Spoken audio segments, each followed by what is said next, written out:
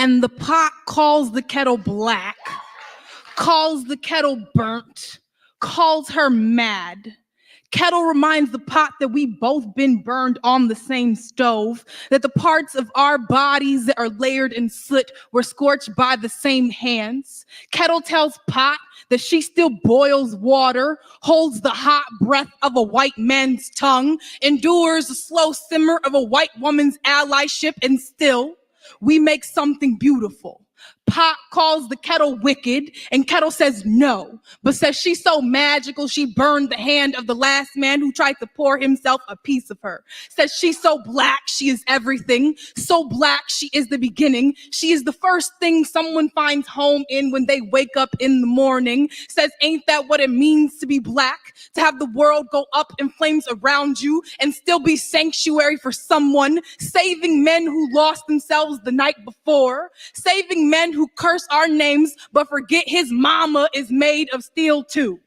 And now the pot has no words but calls the kettle bitter, but loves the glass pan, the fine china, loves all the exotic shit white men put behind glass casings, loves how fragile things not made of steel can be.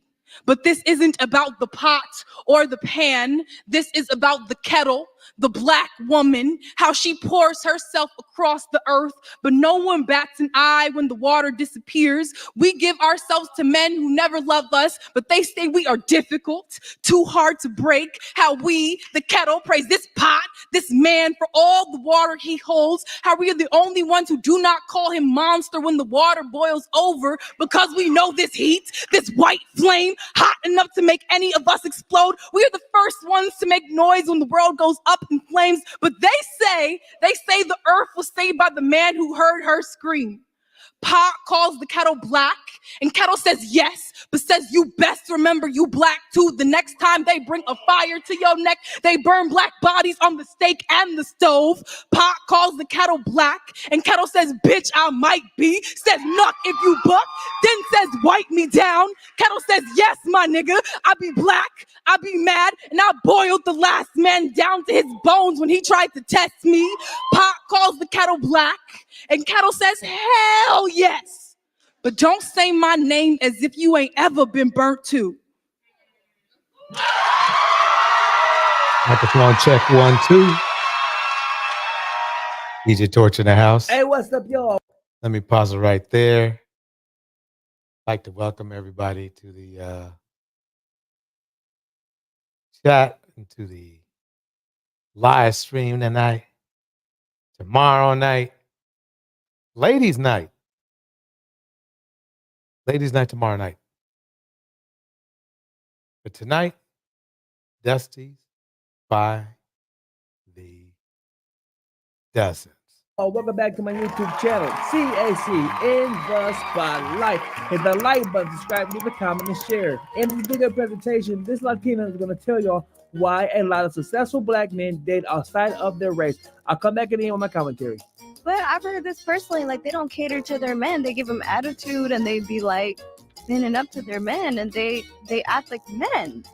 So, yeah, they're going to go to the other woman and value them more. The more feminine one. Yeah, the more feminine.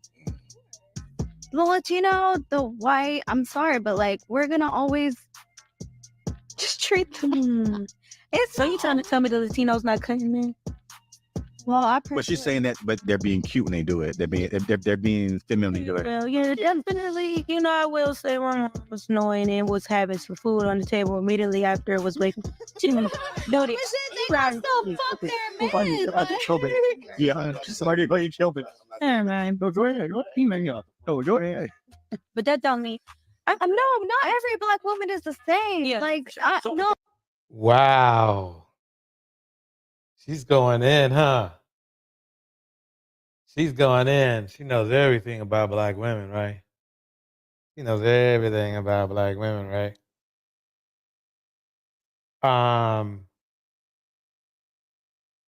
Let's keep this going. Let's check this out, folks. Let's see what's going on here.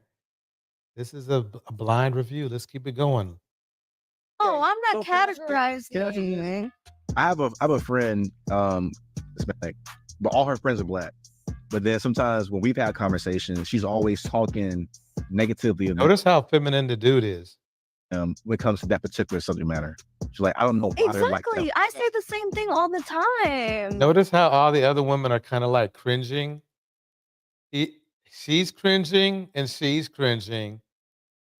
Let's keep I going. say that all the time. Some of these women, they want to act like men. Yeah, I said, fuck him, girl. Like, da, da, da, da. I'm like, yo, what?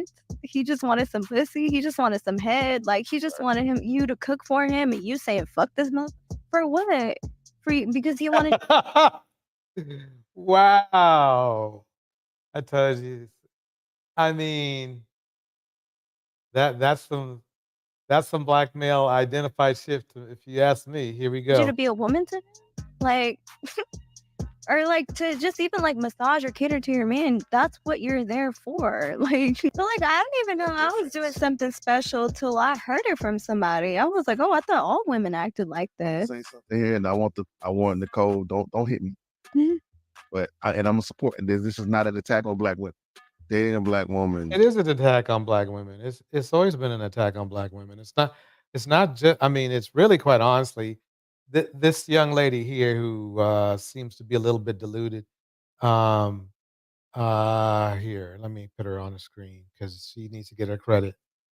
I mean, i- she's deluded. So let's just keep it going. But she's to me, it's like this. Hey, she's no worse. She's definitely no worse than like let's say Chantel or even though retired Chantel momentarily, I guarantee you she will be back.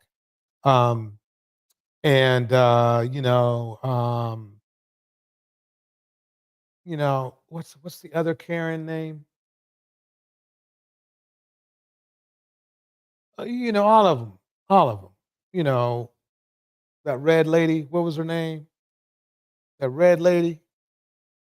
Oh yeah, yeah, yeah, yeah, yeah, yeah, yeah, yeah, yeah, yeah. Crimson Cure or whatever her name is.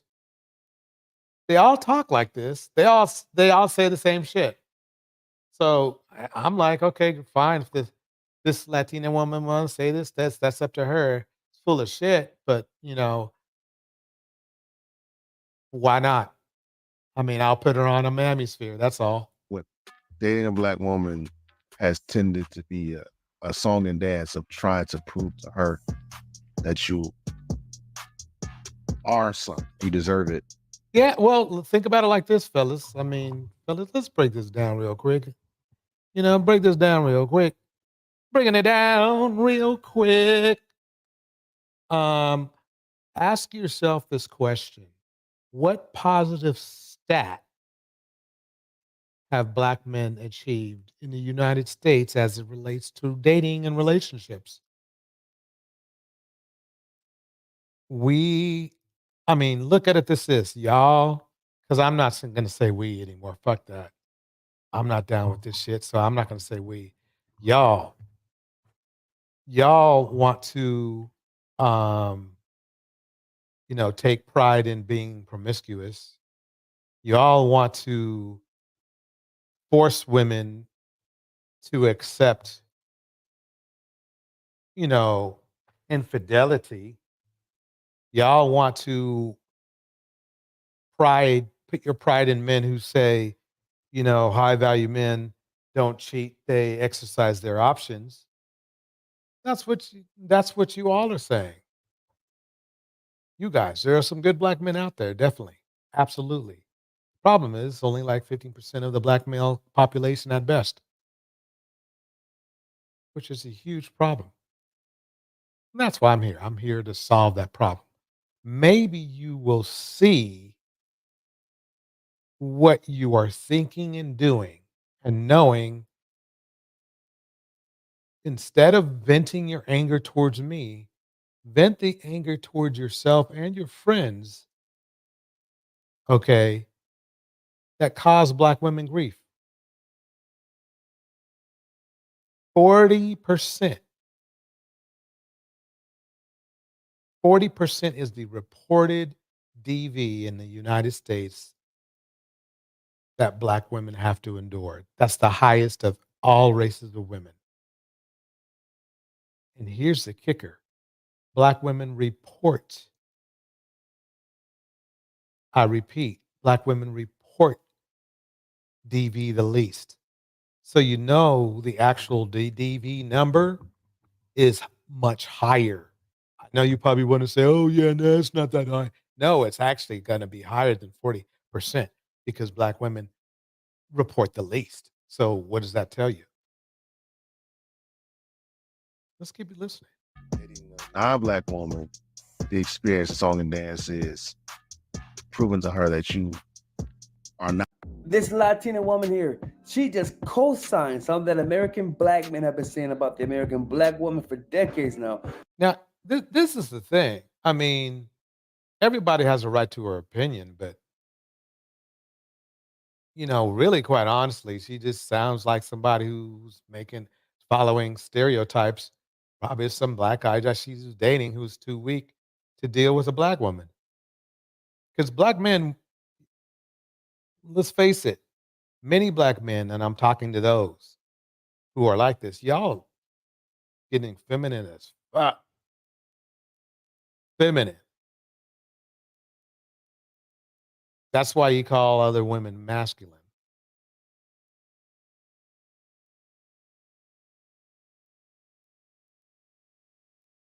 Yeah.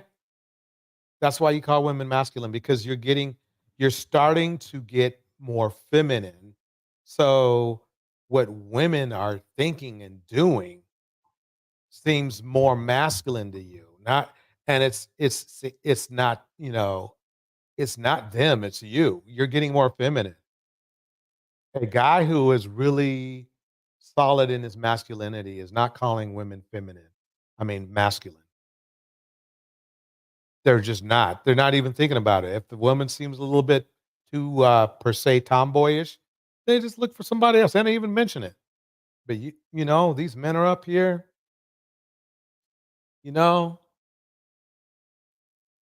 Black women are feminine. Ain't that some shit? Let me keep it going. That was just a little primer, little primer. Let's talk since she looks like she could be from Brazil or Colombia, which, by the way, have some of the highest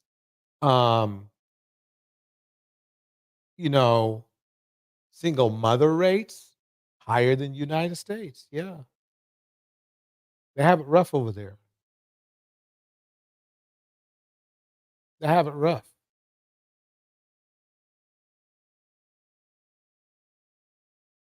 So let's break it down. Here we go. As a Colombian, I always get asked if Colombia is a safe place to go to.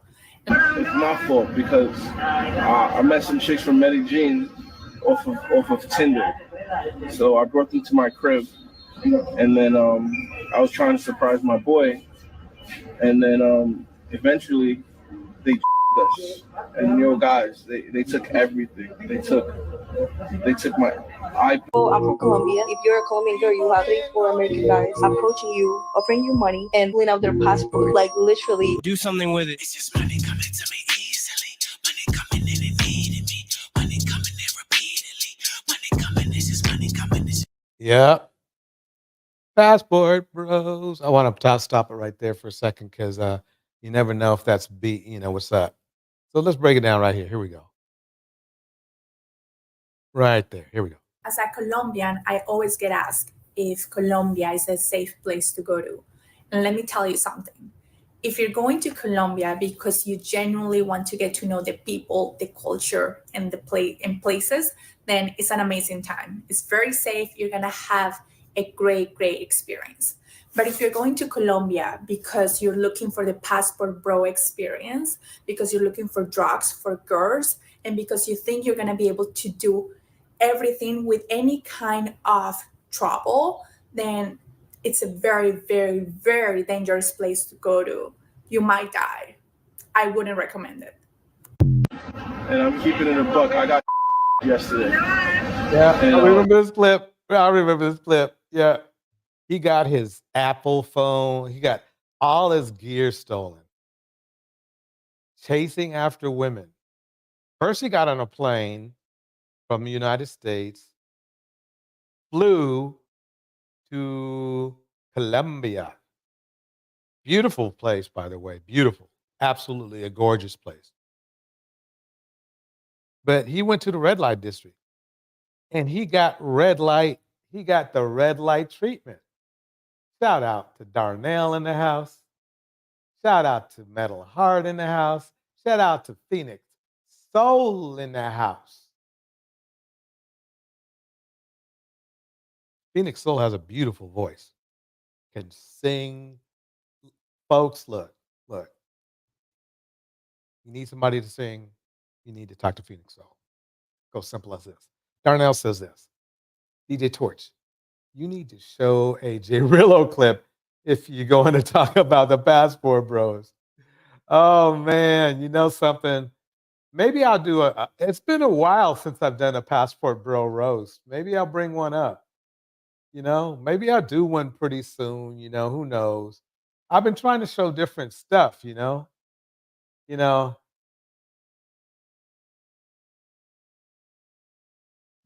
Die Rich says, am I wrong if I suggest to my baby daddy to travel? Hey, you know, no, let him, let him experience the world. I mean, basically, what he should do is marry you. But I mean, I'm old. Who cares? You know what I mean? But no, you were not wrong. Die Rich in the house. You know, let's keep it going. Here we go. It's my fault because I met some chicks from Medellin Jean off of Tinder. So I brought them to my crib, and then I was trying to surprise my boy, and then eventually they us. And guys, they took everything. They took my iPad. Yeah, what? They took my MacBook. They took my iPhone 13 Pro.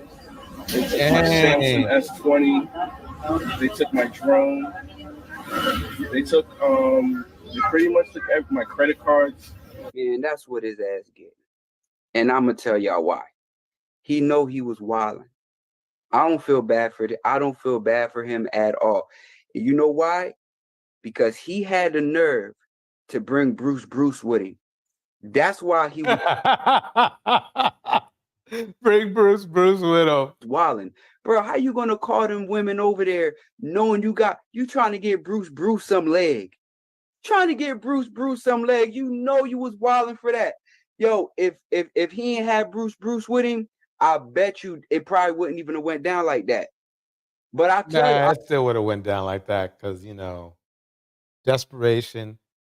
desperation is will cause things like that to happen. I know what happened. The girls came over, you know what I'm saying? They had a little something with them, and they had to make a choice when they seen Bruce. Either we can use this to get lit, or we're gonna finesse. And they chose to finesse, and rightfully so, because that is crazy. Yo, if you're gonna be a big man, bruh, you at least gotta keep up with yourself, bruh. For real, because he looked like he eat everything. So if you somebody that eat everything, you gotta be sure that you coochie down to the socks. For real, you gotta make sure that you got baby powder in the right places. You know what I mean? Because other than that, bro, you wildin', and they definitely should have got you. They definitely should have got you. Don't do no shit like that no more, man. So I'm scrolling on Facebook, of course, and I see this Passport Bro meme, and it's showing this guy right here with the passport saying, go where you are celebrated, not where you are tolerated. And clearly he's being tolerated by an opportunistic woman from one of these countries. You know, you guys seen like 90 Day Fiance, right? Like, and then there's this dude in the comments who said, well, let me pause for a minute. Let me raise up it's funny that this is what I find interesting. A black man. Let me play the clip for a minute. I got to take this phone call. Hold on. Here we go. Women Why are y'all not mad at the white men who have been doing this for years? Now, I'm about to talk about the really dark side of Passport Bros. So, the white men that have been doing this Passport Bros thing for years, they've been going to pay for 10, 11, 12-year-old girls. That's why those white men have been Passport Bros. There's literally whole documentaries on this phenomenon of white men getting passports and traveling overseas just to have sex with underage girls. Wow, and I guess the Passport Bros want to join them. Metal Heart breaks it down perfectly. Why did he need a drone, though? He wasn't there to work, or it doesn't sound like it. No, he wasn't there for, yeah, exactly. That's a good point. I mean, what are you going to do with the drone? Maybe he's like, he wanted to be a peeping Tom or something like that. I mean, yeah. Yeah, well. Rich breaks it down. He goes, excuse me. Okay, Rich breaks it down just like this. Just like this. He told his black daughter, black women ain't. My daughter said, I am a black woman. Yeah. Yeah. What happens, Rich, is that these men, that their mentality gets really weird. And it's like they separate their blackness from themselves to the point where they're even ignoring their own blood.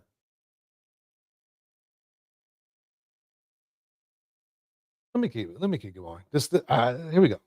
See, the part about the Passport Bros that nobody wants to mention is a lot of these men are actually going overseas to fuck underage girls. That's what a lot of them are doing. They want to talk about, oh, the white men have been doing this for years. Yes, we are aware that white men have been going overseas, spending money on 10, 11, 12-year-old girls. Yes, that is why white men do that Passport Bro shit. And the 90-Day Fiance, grown women or women from those countries, even 19, 20, 21-year-old girls living in those third world countries, they're very opportunistic. They're looking for a way out. They're not fucking stupid. Those women are not more submissive. They're not more caring towards you. They're not more accepting towards you. No, those women just see you as a fucking meal ticket. So these Passport Bros ain't really going there for the woman. They're going for little girls. And this is the part of the Passport Bros I'm surprised that nobody's fucking talking about. Like, we're really seriously not going to mention that this Passport Bro shit is really just going overseas to fuck underage girls? Really? We're going to completely leave that part out? Because if you watch 90 Day Fiance, you know them women from overseas, even them early 20 women, they're very opportunistic. They ain't fucking dumb. If you're living in a third world. All right. Why sick of knowledge in the house? Die Rich in the house. Metal Heart in the house. Phoenix Soul in the house. This is pretty good. This lady's breaking it down pretty good, if you ask me. You know? Passport Bro is like, it's a vibe like they just want to escape. They want to escape, you know, being a man, really, when you think about it. Escape of responsibilities, you know, escape being responsible, being monogamous. I mean, that's the whole thing. The whole thing about trying to find love, they ain't finding no love. They ain't finding no love. They're finding exactly what this woman on the screen is telling them. By the way, this is brought to you by All Things Jenny. Country, and you're looking for any way out possible. You're not going to be stupid. They're going to use you. They're going to treat you worse than American women. They have higher expectations than American women because they knew you flew all the way overseas to get them. So they're going to demand more money. They're going to demand more from you. So they're actually going to be harder to deal with. Right, Metal Heart. But they're traditional, though. Yeah. Than American women. So the Passport Bros, no, you ain't going over there because American women are too hard to deal with. You're going to fuck underage girls. She broke her down to the get down. So that was a nice little warm up. That was a nice little warm up. I like that warm up. And then you know, if you're talking about men meeting women of the night. What's happening? Welcome, appreciate you present on that. Okay, this is the Willie Williams show here. That play button. I am Willie William. Glad y'all going on and join me for this STD Friday around here. I just ran across a little STD. Did he just say STD Friday? Let me drop the link right now. I'm just, I really didn't have a whole lot to say. So let me just drop this in here right now, just in case somebody want to come up. Why seek associate? Yes, DJ. Black men are very desperate to trick people. Everyone else is the problem. Yep, exactly. To trick people in believing that everybody else is a problem and retain their own low to no morals and values. Self-hate. Exactly. Yep. Phoenix, so got a mic. Little something. I just ran across a little something. I'm going on the shit with y'all. Now y'all see the thumbnail. Y'all already see what I had done labeled. I have no idea what I'm gonna label it. Damn it, but they just say that we got a player out here in Dallas who just walking around with an STD. They say that he out here just walking around with the green tip. That means that he got discharge coming out that meat. I just watched this thing and I'm just gonna play it back with y'all, boy. Round here, we speak about STD. Then we got a whole thing called STD Fridays, where we tell people you go ahead on and you pass that STD only on the Friday, not Saturday to Thursday. From Saturday to Thursday, we protect ourselves. On Friday, you live the best way that you want to live. We do not use protection. We do not do none of that. We go raw, go home, bitch. Live the life that you actually want to live. And now that I say that right there, we have an STD player that's out here who is willing to speak up and saying that even with his STDs and missing teeth, he still get these babies. Go ahead, playboy. And I can still get bitches, missing teeth and all. You don't believe me? Watch this. I'm gonna show you niggas I ain't playing. Watch this. Look at his teeth. Look at his teeth, folks. Yeah, he's spreading it. He's spreading that STD, folks. Here we go. Excuse me, what's your name? How you doing? What's your name? Tiana. Tiana. Yeah. I'm James. I get to know you. I get to know you tonight. Yeah, you get to know me. You gonna come home and fit up. I got 3 STDs in the club right now. We calling a physician for you. Bro, that shit make my head hurt, bro. I don't want to hear that shit, bro. I don't want to hear that motherfucker. That shit make me itch. Hey, nigga, that's all-time low when you're actually proud of giving other people, nasty-ish. That's crazy. But I think that's where it's going, because men are already proud. Men in our community are already proud of cheating on women. So why not take it another level, right? That's what you guys are thinking, right? Phoenix Soul breaks it down perfectly like this. See, this is why I don't do respectability politics when it comes to women, because we have black men out here already destroying the idea that we'll never be accepted due to the outside standards. It's crazy. And the crazy part about it, their clothes right now. The thing is, another question I have that people probably won't know. Or maybe they don't want to know, but I want to know because I'm nosy. What color is the discharge? Okay. That's a good question, because around here at the Willie Williams show, we be pointing out like fluorescent orange, pickle juice green out here. You know what I'm saying? Because there is colors. I don't know whether y'all know it or not. I don't know whether y'all want to be grown enough to admit that the different color discharges out here. Go ahead. Well, sometimes is it green? Is it yellow? Sometimes it's green. It deciphers from green. It deciphers from green. You know what? This is gross. So you just don't My sentiments exactly, young lady. walk around here with a yellow tip, green tip penis. And you know the Chris clip, so you gotta have Chris on his sheet. I ain't talking about drop box. I show you drop. No. Let me see the drive. I don't want to see the drive. Let me see the drive. I don't want to see the drive. And I guess he wants to be, I guarantee you, he wants to be seen as a high value man. Darnell, welcome to the stage. How you doing tonight, Darnell? Oh, I'm doing all right, DJ. How about yourself? Doing good. You know, it was a long day today, though. Dude, I had so much stuff to do. So, anyway, you have any opinions about this? Mr. Discharge? I'm hoping this is a skit, man. I- You wouldn't see me nowhere near. If I had something like that going on, you wouldn't see me online with that unless you paying me some good money or something. Right. That's crazy, isn't it? Man, I mean, I don't know what's going on, but like I remember there was a time if you had a STI or whatever, there was a bit of shame. There was a lot of shame actually. You kept that to yourself. You went to your doctor and you tried to be as quiet about it as possible. Because you were concerned about social stigmas. And now there's like no shame anymore. No, that's the funny thing. That's the point I'm trying to drive home. Yeah, it's like a badge of honor or something, which is disgusting. We don't never want to see the evidence, but sometimes we want to see the evidence. Sometimes we need the evidence. Now look here.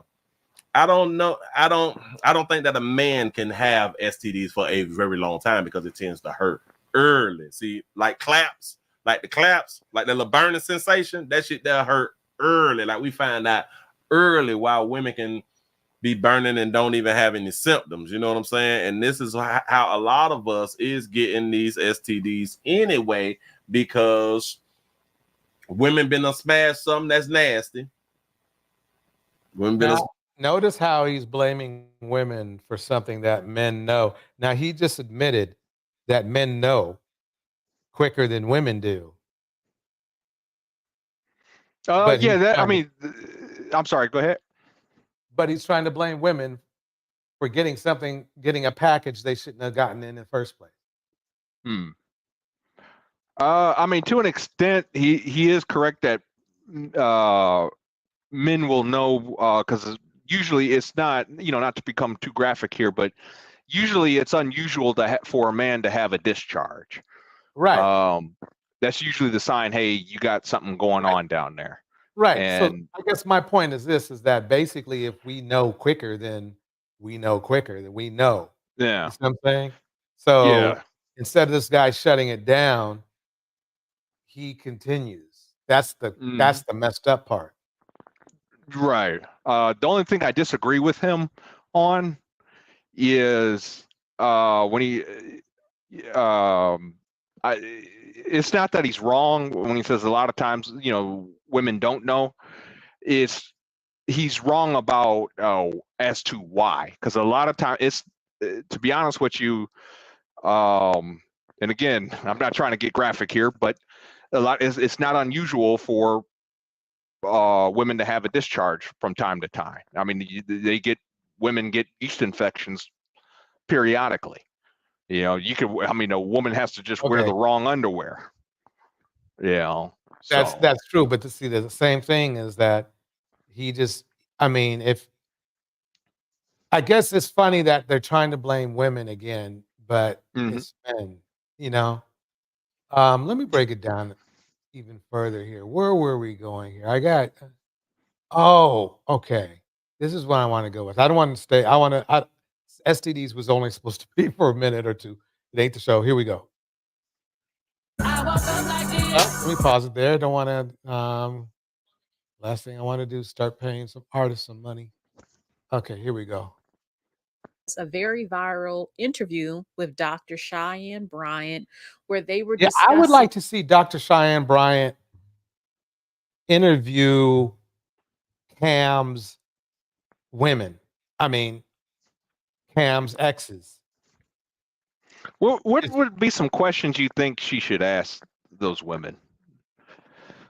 Like, regular dating stuff, like what would attract you to Cam? What happened? You know what I mean? Simple stuff at first,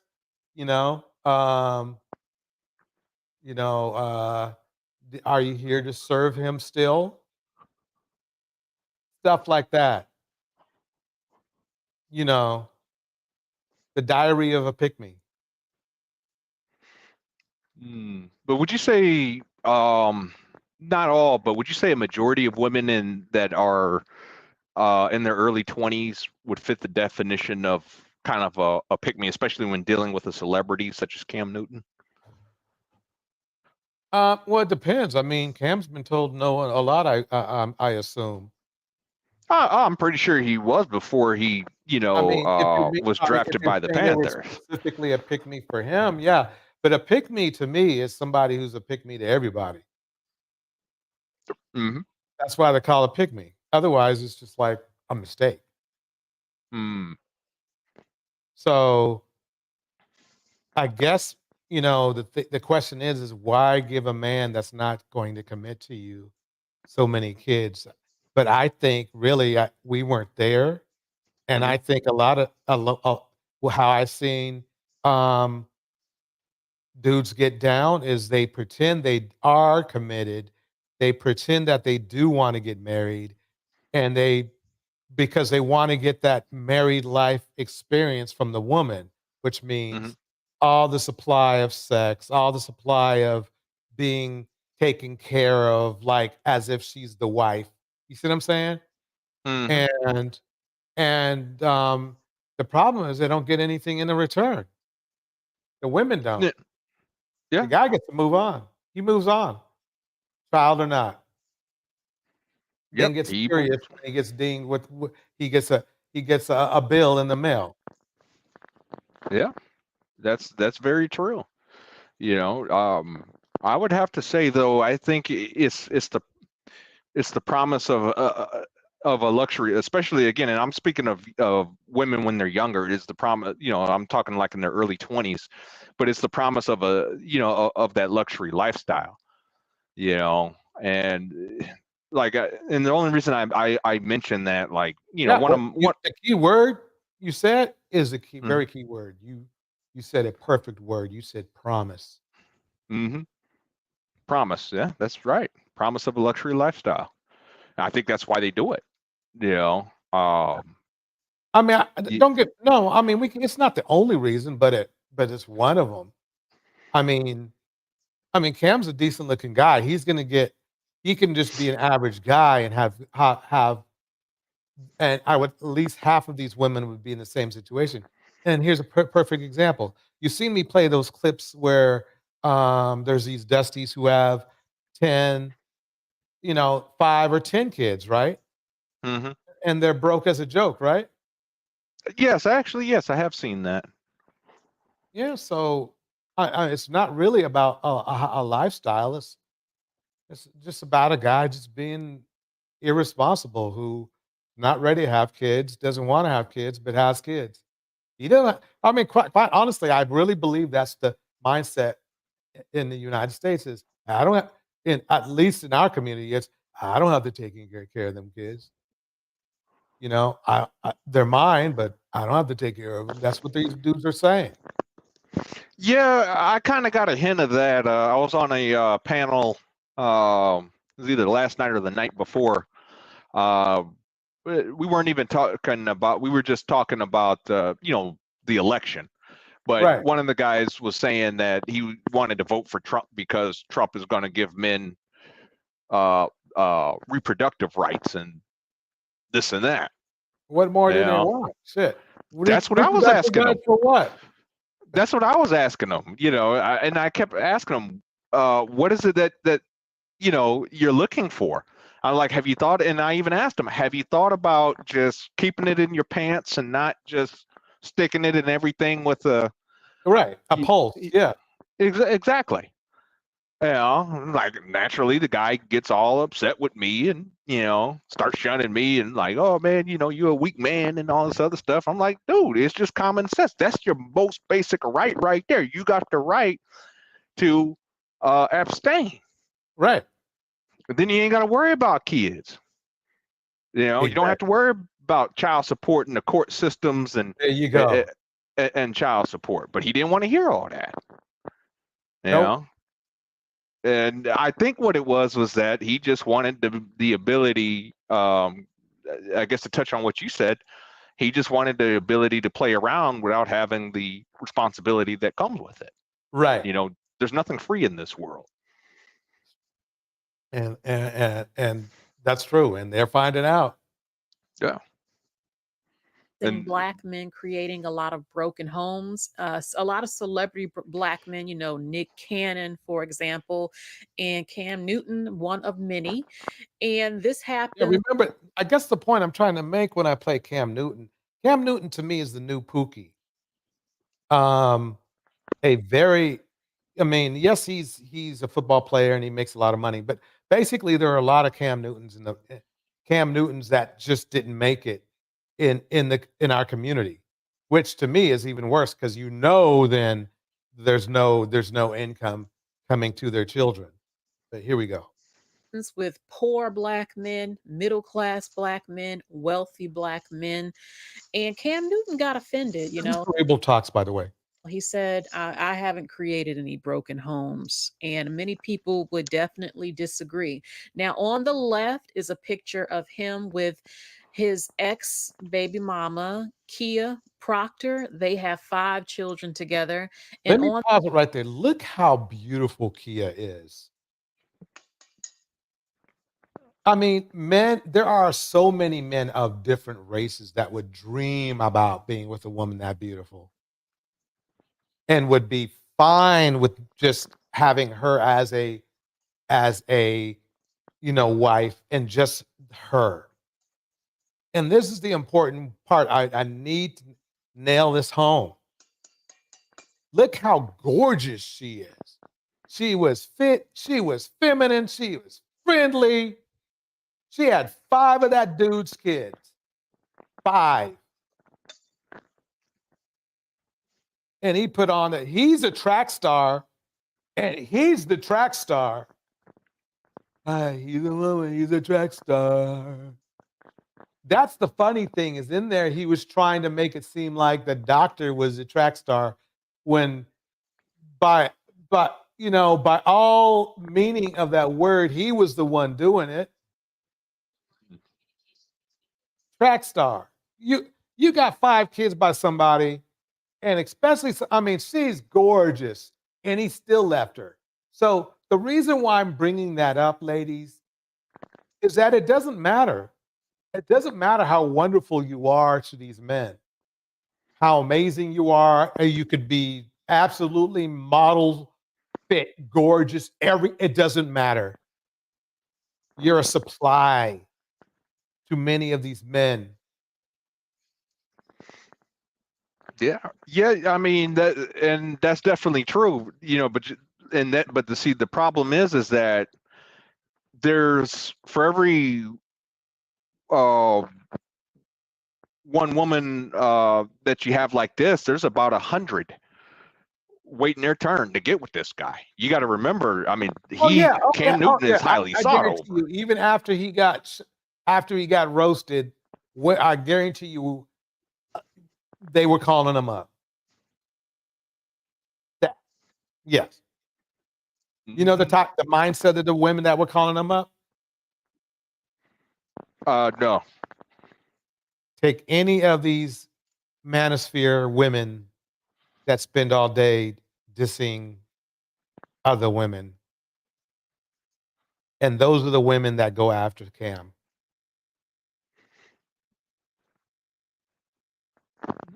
I don't know. I think it's a lot more than just them. I mean, you pick any, any college girl, for example. I had a friend of mine, that she went to the University of North Carolina, and she told me that a lot of times these women were going straight to the dorms. These young college girls were going straight to the men's dorms, especially the athletes.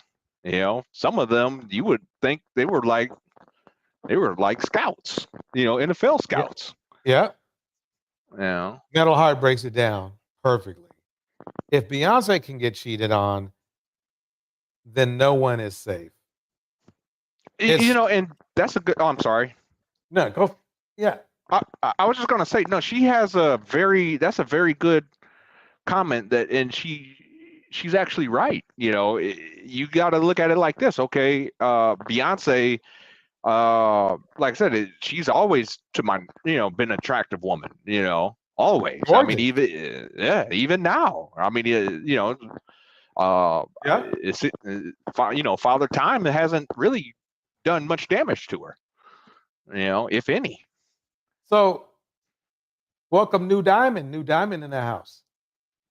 New Diamond says you can be gorgeous as F. They still want booty. Yep. Yeah, See, I mean, but and that's going to be a bad look for us, because what's going to happen is that when this gets out into the mainstream, if it isn't already, other cultures are going to start not. I mean, they don't respect us enough as it is, right? Yeah. And then it's going to get worse. Mom in the house. Now that you mentioned that, to bring up my boys fresh and fit, Myron's been getting kind of roasted right now on the internet. People saying, oh, he wants to be white and this and that. Which is, in my opinion, is starting to look kind of, I mean, there's plenty of receipts that show that might be true. But in one of them, and I find it very interesting, but he was on a panel with a bunch of people that were some white supremacists, and I guess he was away from the mic or whatever have you, and they were talking about him like a dog, calling, they were saying, oh yeah, even though he's conservative and this and that, he's still a degenerate. They called him a degenerate. He promotes degenerative behavior, and he does. When you think about it, and it's been proven, he does continue to promote that degenerative behavior. I think one of the things that he went famous for, he was saying you got to sleep with 50 women before settling down. Right. I mean, I would call that degenerative behavior. Yeah. I mean, and when you think about it, you are, creating the problems of. So you can't sit up here and blame women when it takes two to do the tango, and you're encouraging people to sleep with 50, men to sleep with 50 different women. You can't sit up here and blame women and say, that they're the problem. They're the that single moms are the problem. Well, wait a minute, man. You're telling you're spreading the gospel. And I shouldn't use the term gospel, but you're spreading the word of being promiscuous, and you're creating that degenerative behavior. Exactly. Let me play some more of this. Here we go. On the right is Jasmine Brown, and they had a baby a few months ago or last year, and she's been criticized a lot because she says she enjoys serving him and, being his healer and doing whatever he asks. And he has not gotten married to any of these women. In fact, he said he's still open to looking for a wife. And a lot of people felt that was. And if he's looking for a wife, you would think Jasmine would feel a little bit pissed about that, since she's been giving him the wife experience along with Kia for a long time. Very insulting, because these women were good enough to have children by, but not good enough to marry. Okay, now he has maybe another baby mama or 4, but Kia on the left is one of the most famous ones. She had 5 kids by this man, and she broke up with him when he made another baby with another woman. Now he's with Jasmine. And this guy, look, I made a video a few short years ago when he was with Kia, and I said in the video he was not going to marry her. I'm not sure if that video is still up anymore. It's an older video. I didn't want to have to say it, but I called it because I see the pattern with a lot of them. And unfortunately, I was right and he didn't. And he's going from woman to woman who he's dating, who he likes, and he's sleeping with them because that's what most people do in relationships. And they're ending up pregnant, and he's not trying to settle down. He's not really looking for a wife, in my opinion. So now Kia Kia has come out and said a few things. What happened? What happened? Her having all those kids by him and leaving him. I'm just going to be quiet. Look at what Kia said about what happened with their relationship. Around. So after Chosen, which he was born in 2015, I had 4 more kids. No, I'm sorry. I had 3 more kids after him because it's a total of 5. So it would be. That's just cruel. That's just, how can you like, you could marry somebody and have 5 kids and people are like, still will be like, wow, okay, well, I guess you're in it for the long haul. And this dude he has no remorse. And I guarantee you the woman that he made pregnant and had his kid, I guarantee you he had been just sleeping around with, look at how beautiful Kia Proctor is. And he still slept around. And that's the point. That's the point and the problem that's one of the major issues that our community is going to have is if you're going to have there's nothing that Black women can do at all that's going to make these Black men loyal. Just nothing. There's nothing you can do. Kevin Samuels spread out that, well, you got to be feminine friendly. Oh, so you can get cheated on even more. They might hang out a little bit longer. At the end of the day, they're cheating. They're going to cheat anyway. So, that's why, don't get me wrong. I'm not trying to push women to go date other races of men. But damn, if you know that your men in your community are going to cheat on you, well, you might as well take it, see what other options you got. That's what I think. And I'm a Black man. But even if, in which I encourage, like I said, women to explore their options as well. Black women explore their options as well. But the only thing I'm going to say is that you can't just say it's Black men. It's men of power or some kind of status. Okay, and why do I say that? Just look. We got a guy right now running for president in the United States, married to Melania Trump. Melania. She's a very attractive. My opinion, she's probably one of the most attractive first ladies we probably have had since Jackie Kennedy. That's an excellent argument you make. The only thing is that really, quite honestly, everybody knows he's a hoe. Mm-hmm. Okay. But that's the point. And believe it or not, most of those men in that culture, they want to be like dude. They want to be like Trump, right?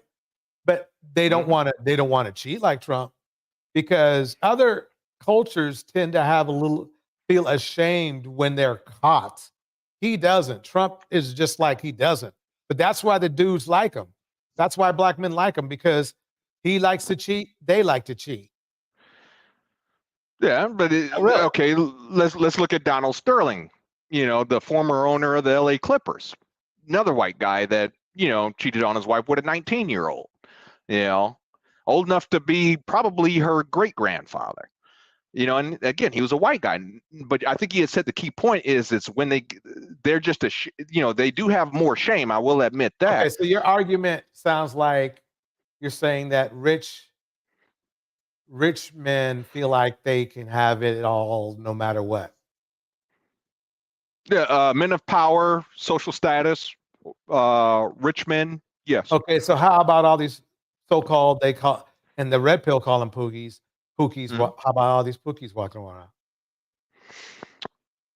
That's the same thing. They ain't got no power. None whatsoever, but you do have some men that just, there are some men out there that have what they lack in resources or power. Which race of men have the most kids? I would have to look at some statistics. Okay. But let's. I'm going to play some more. Okay. Be Shakira, Chosen, and then once I started with Chosen, it's stair steps. So it was every year I was pregnant for 4 years straight. So I have Chosen, Sovereign Dior, Comidas, and then Cashmere. So yes, it's a total of 5. Looking back at it, I say I don't know how I did it, but hey, Looking back at it, that's fucked up. I love all my kids, and yes, I definitely did that. I'm sure you love all your kids. They're your kids. But I was pregnant for 4 years straight.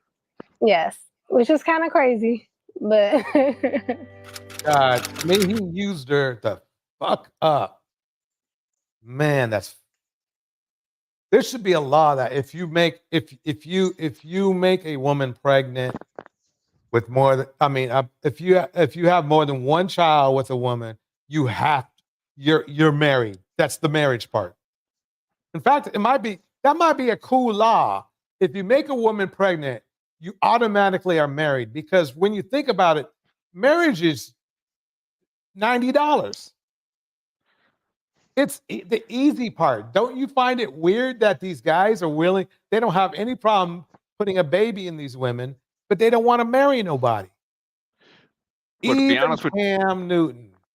Well, to be honest with you, DJ Torch, I don't even think women would want that law.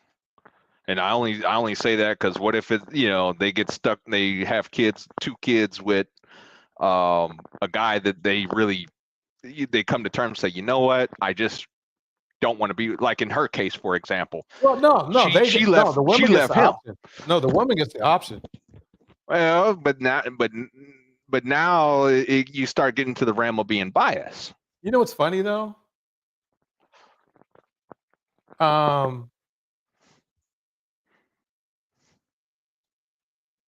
But I don't. Nah. Let me just keep playing. Here we go. yeah, I wanted to focus on my career and get something going for myself. And then I ended up pregnant with Cashmere. And then that's when I went through You ended up pregnant. Dude made you pregnant. Irresponsibly so, because that's just crazy. public breakup, and that was that. And then me and my partner, we separated. So I'm a single mom of 5. 5 kids later, people always ask, "Oh, why are you like? What happened?" Her story is so freaking common. So listen, with your marriage, or like why you're not in a relationship. And I always say I was never married, but the relationship, I thought it was going towards marriage. And then that's the funny part. A lot of people don't mention that, and the red pill don't mention that. A lot of women, when they get pregnant, they think the next thing that's going to happen is that the guy's going to marry her. They don't understand or realize that dude is not. You're not the only one. And the reason why this young lady is not the only one, because look how gorgeous and look how submissive she was, had nothing to do with her. It had to do with the dude. The dude had some emotional things he needed to work out, and he never did. And the problem is that this is very freaking common in our community. It's very common that men don't work out their problems, and here they go. Yeah, nothing new. And why seek knowledge says, but black men scream, not all, exactly, when the commonalities amongst them are blaring. And that's the argument I have to agree with why is seeking knowledge, is that it's very common. It's too common. I mean, and it's funny because and Felix says he forgot about Michelle. She's too masculine. Yeah, masculine. Yep. But no, I mean, think about it. Cam knew he didn't want to be with these women because he was with other women. I mean, he wanted to be with them, but not like married to them. I mean, if he's cheating on a woman that's being loyal to him, I mean, that's just selfish as fuck. I can't use any other word. I mean, look, let me break something down. I was a huge Cam Newton fan. Follow him from Carolina all the way to, the Patriots. I was cheering for him there to do good. But after finding out all this shit and thoroughly finding out that it's thoroughly true, fuck this. That's fucked up. This is a bad. He can never be a good role model. He could never be a good role model. Maybe in sports only. I mean, to be honest with you, DJ Church, I knew that guy was a dog even in his days with the Panthers, man. I'm sorry. Yeah. But it was just obvious, I mean, and surprisingly, he's not like I said, he's not the only one. And the reason I can tell you that is there's been how many, and I hate to say it, but especially black athletes that in the beginning start out real talented, but then, you can just tell something happened. Like after a couple, they have a couple good seasons, and then something just seems to happen. A lot of times, they end up having a lot of kids, and I bring up, I don't know if you remember Travis Henry, but he was a real good running back. Yeah, real I good remember running him. back. Played for Buffalo and Denver. Yep. And yeah, man had 20 kids. Holy 20 kids. So you can definitely tell. That's a sign of a disorder there. That's just what that is. Yeah. But let me play a little bit more of this. Go ahead. Here we go. My partner at the time had an outside baby. And he kind of wanted to force it on me. And I wasn't really ready to. I mean, I don't really know how to describe this or talk about this. He had a baby outside of our relationship that I was not okay with. And we were not married. So I'm like, I'm not about to deal with this because I thought what we had was something way more special than the way you're treating it. And I felt like I had no choice but to leave. I had to choose me and my kids over what he was about to put me through. So look what the high value man gets to offer a woman: cheating and heartache. So here we are. I think the kids are great. Like they're in a great space. I don't know. I just try to make sure that they don't go without and that they're good mentally. And we have a great co-parenting schedule. Like we do good with co-parenting. I feel like we do the best we can and we make it work. We make it work for the kids. It has definitely been a work in progress.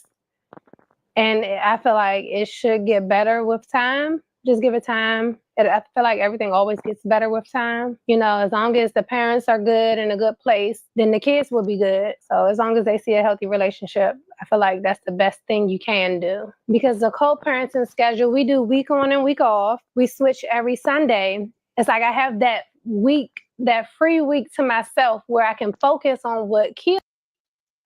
Metal Heart, you just nailed it. She's overcompensating without saying it. Bars. Wants to do and create all of these things for Kia. Like I started a beauty line, I started this YouTube channel, and I have so many more projects that I'm working on. And I have the time to actually do these things. I'm just so excited, and I feel like nothing's gonna hold me back now because I'm finally at a good place in my life. I did a lot of healing. My kids are older. Kashmir will be 5 in the end of September. So I'm just excited for me and everything that I have to come. Okay, so you heard what she said, but I'm going to say something that has been said before. You see this going on a lot with many Black women, and it irritates me because so many pride yourself on being very educated. But when it comes to men and basic things with men, look at what we're seeing. We see this a lot. A lot of these women, I'm sorry, after 5 children, it's like a lot of Black women just do things backwards when it comes to these men. If you know you want to get married, he should know that. And if he's wasting your time, move on. Okay? Lord, let me get my thoughts straight. It's just Why seek knowledge breaks it down perfectly. If she chose the bear, what would life be like today? She would have shoot it off, got it, got a good workout, and focused on self instead of reproducing derelict, dusty over and over.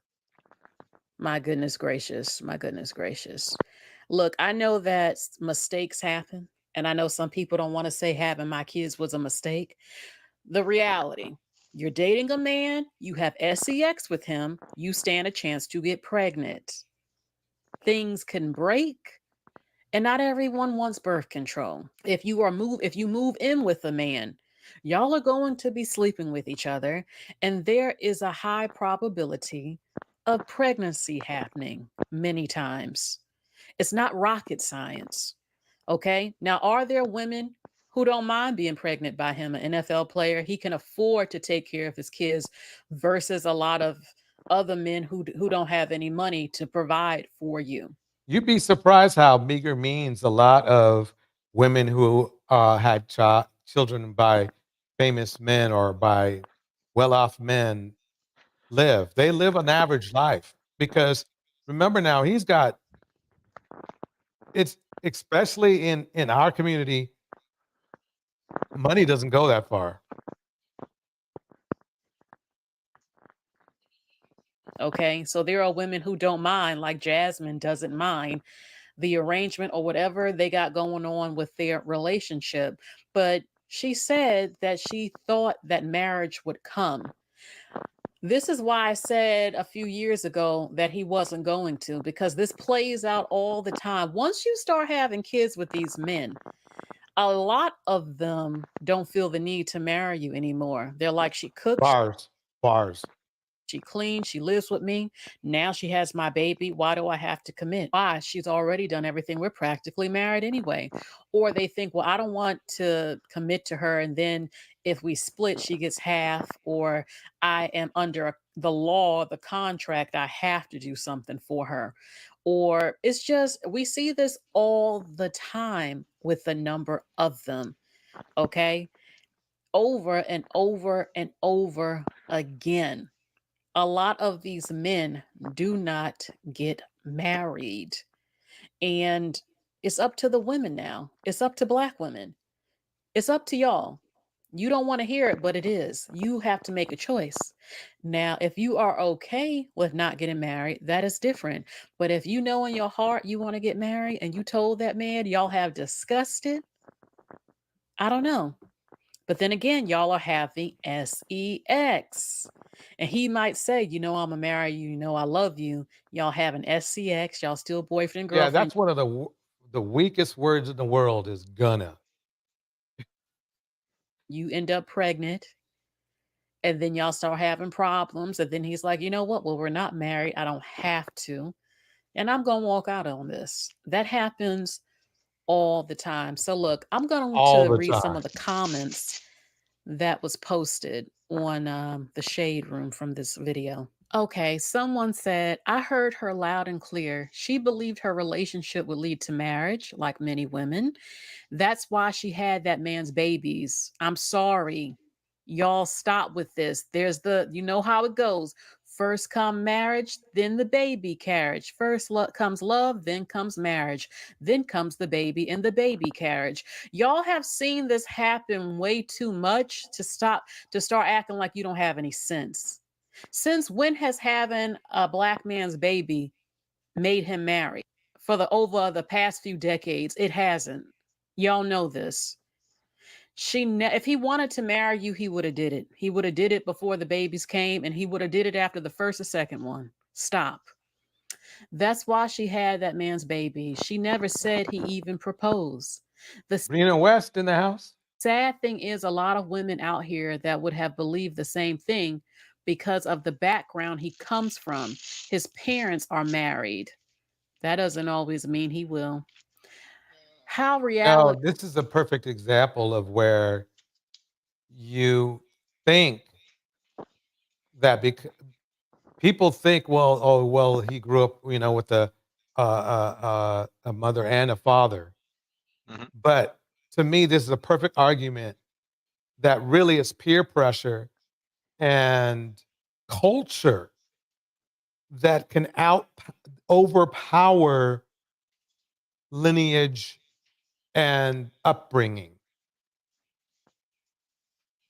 Cam himself, he saw pimps out there, he saw rappers out there having kids, his buddy Future, because you know his buddy's got to be Future because he's doing the same freaking thing, you know, out there having multiple kids. It was normal to him. Other cultures of men, they would be ashamed. They really would. I'm telling you the truth because I've spoken with these men. They are ashamed. We seem to embrace it in our community. That's weird. And then you wonder why you're not getting respect by other cultures. This is one of the reasons. I'm giving you the reason right here. But he only hit when he cheated and made another child and tried to force the child on her. This further proves what the doctor said was correct. He moves with intent. Cam and his top hat full of locks are sick. Keeping your girl pregnant every year for 4 years straight with no intentions of marrying her is some absurd behavior. I couldn't agree more. I couldn't agree more. When I think about that, it's not even me. It really bothers me because he's supposed to be a role model, number one. Number two, it makes black men look bad, even if he was just a regular guy, that you force women to have all these kids, because he did. Because remember now, he's supposed to be the leader. They didn't get pregnant by accident. They probably thought he was going to marry them after 1 or 2 kids and didn't. He didn't learn that from his parents. He didn't. Yeah. So where did he learn it? If he didn't learn it from his parents, where did he get it from? Well, to be honest, I'm sorry. Go ahead. No, go. I guess the last thing I was going to say is, I mean, what happened to caution? Well, you know, when you know, sometimes, you know, you kind of, you know, I think you said it perfectly a minute ago when you know, you did say our cult, you did bring up our culture. You made references to hip hop music, and you're right. You know, there is that. I mean, I felt the same. I felt the same kind of way. Okay, stack my money up. Like when I saw the Jay-Z Big Pimpin' video. You know, I think I was about. Let me pause for 1 second. Yeah, everybody smash the like. It takes wait, I'm sorry. Smash the like. Come on now. Smash the like. I appreciate Phoenix So for reminding everybody. Don't forget to smash the like. We got to get the number up on the likes. You know? Okay, I'm sorry. Go ahead. Yeah, so I was saying I remember being 14 years old when the Big Pimpin' video came out, the Jay-Z Big Pimpin' video, you know, got the women. There used to be a program on BET called BET Uncut that used to have it was somewhat uncensored music videos, you know, Ludacris, I'm not gonna say the song, but P Poppin', we all know what that song was. Jay-Z had a few songs. You had a lot of rappers on there that had these types of songs, and they did promote that culture of degenerate behavior. But again, as a young man, that's what you know. Again, I don't know Cam Newton, you know, so I can't speak for him, but I can speak from what I went through, you know, as a teenager to young adult. I ain't gonna lie, that's the stuff I wanted. I wanted those fancy cars and G6 jets, right. and I wanted to have a harem of women. You know, because you're saying that because not that's what your parents were trying to teach you, but that's just what was out there in our culture, and hip hop culture is strong to me. Is stronger than a parent's love, believe it or not, when it comes to influencing a young man. Yep. Absolutely, it really is. You know, Okay, I'm gonna keep playing this. To make a baby. He didn't just make her pregnant every year. She opened them legs to him too and let him do what he did and kept having those babies. Okay, I understand her point of view on how she's kind of blaming this young lady, but it's kind of like I mean, she talks articulate, the young lady who had all the kids, but some women, some people, men and women, I should say, when it comes to certain things, they're just slow. And that's where the other partner has to come in and take care of both people involved, really. And what I mean both people is yourself and your partner. He knew that he was making a broken home. He didn't have to do it 5 times. He could have said, "Hey, baby, did you take your pills? You know, hey, baby, I'm going to put a condom on. Hey, baby, not tonight because, you know, you're very fertile right now." I don't know. But he didn't say that because he knew that it was no big deal. He just knew he was just going to leave later. Well, you do also have another. You do have it is a documented medical condition. I forget the name of it, but it's where men feel the need to spread their seed, if you know what I mean. It's like they're on a mission to repopulate the earth. Well, that's where being a man comes in. That's where being a man with empathy and respect comes in. Is you don't populate the earth. Right, Not but you without have some positive, not without a positive purpose. But you have people that are just sociopaths. They have no empathy. Right. They And can't Cam understand. is one of them. You nailed it. Yeah. They can't handle you know, they can't put themselves in the shoes of their victims. Exactly. You know? Shout out to Oya Terminador Negro in the house. Oya says this: Cam is repeating what he's seen his father do, pastor or not. If I'm remembering correctly, didn't he mention his mother talking about struggle love? Absolutely. Oya, you nailed it. His father cheated, so why not him? Well, Why I would not imagine him? I would imagine though it might have been, if he did cheat, it was probably a one-off thing. More than likely. Usually, here's the funny thing. Men who cheat, it's rarely a one-off thing. It's rarely a one-off thing. It's usually because if you're, I mean, remember now, this has to be a habit, because if you're willing to risk your whole family on extramarital sex, right? Then it's got to be a habit. Well, but the thing is, is, a habit, because why would you?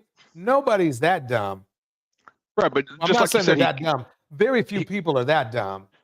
But just where like they're you said, literally going to ruin their life, their own life. But the thing is that, like you had said, he came from a 2-parent household. So that leads me to believe that if he did cheat, more than likely he did it probably once. Because I mean, I wouldn't imagine her, you know, especially in today's wait, here's a age. perfect example.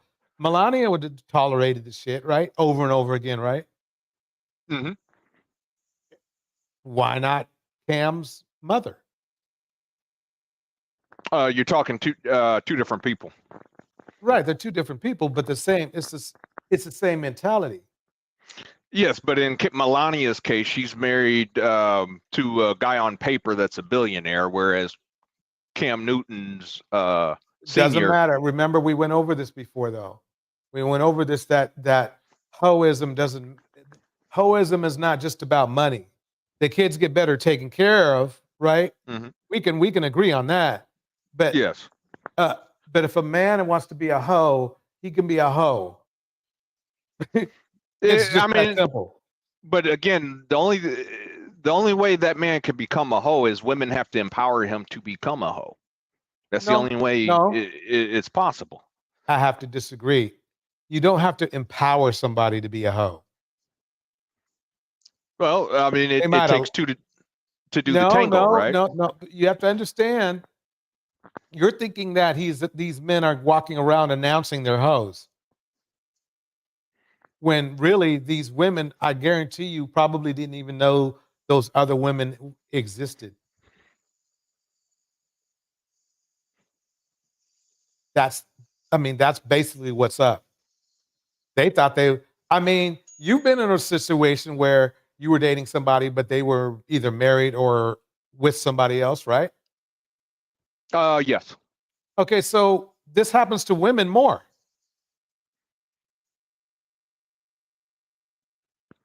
So yeah, let me play more of this tape. Here we go. Okay. I'm not saying she's wrong for in her heart thinking maybe he'll marry me, but I'm going to need some of you to stop the BS, okay? Men need birth control. That ain't gonna never probably happen though. Living in the potential will always be our downfall. It sounds like Bars. so much hurt in her voice. I'm sure she's hurt. I would be hurt knowing I have popped out 5 children for you. And Thank you, Phoenix Soul, for the super stickers. Thank you so much. I'm still not good enough to be your wife. Yeah, I would be salty about it. Yeah, I think anybody should feel salty about it. There's definitely I would after the first or second. Okay. bars. Keeping her pregnant every year, then springing an outside baby on her is nasty work. That is. Knew that would break her and used her hurt to avoid marrying her. Cold. No, I don't think so on that. I don't think he did it to hurt her. I think he I don't think he did it to hurt her, but I just don't think he gave a fuck. was just hopping from woman to woman like many of them do and having SCX with them because that's what they do. But see, the thing is this: there is a form of harm though, because for some reason he felt a lack of empathy and didn't care. So he kind of did know. People know when you're going to hurt somebody's feelings. You know that. You may not care, and you may not really intend to really want to really hurt them, but you know they're going to feel hurt because they're human. It's like she was having XCX with him. He has sperm and she has eggs. And I guarantee that baby was not planned because majority of the time it never is. I'm going to break something down. It was planned. Those kids were planned. His plan was to have a lot of kids. And see, I think what it is that he didn't specifically plan during a certain pump and dump that he was going to have a kid, but he knew that he was not going to take measures to wear protection or to be careful or to abstain. And 1 + 1 is 2. You don't have to just write 2. You can say 1 + 1. People are going to know it's 2. Phoenix Soul breaks it down like this. I watched the entire Nick Cannon video, and the level of immaturity and lack of consciousness was astounding. And Phoenix Soul, what even bothers me even more and makes me even more ashamed about my fellow brothers is that these men are supposed to be role models. That's what makes me bury my head in the sand. And any logically thinking man should do the same, should feel the same. How are we going to let these hoes out here literally control and represent our community? I mean, the only defense we have is to call them who they are. Don't walk around and go, oh, Cam, yeah, he's a man. And it's okay. It's okay. He did that. That's men are different. Men are different. No, he a hoe. Right. But we as a community I love enable to them. watch him play. Let me make it clear. I love to watch him play. And I wanted him to win. But he's a fucking hoe. See, we need to do this, fellas. We need to, and the important thing is we're looking at Cam now, but this ain't about Cam. This is about your buddies that you know that are doing this shit.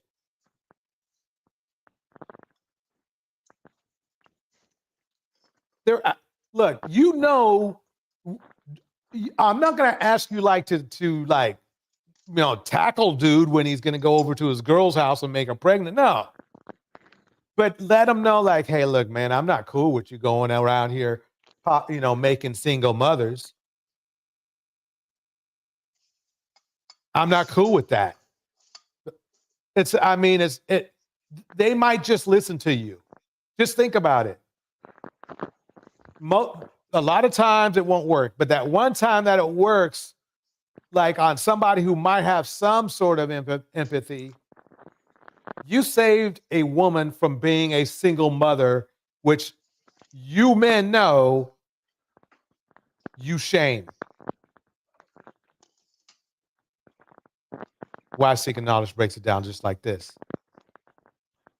I have come to the knowledge that most males are lacking most levels of humanity that women possess. Bars. This is why they move with impunity without care. Bars. Phoenix Soul. DJ Torch. This is why they are considered the permanent underclass. Bars.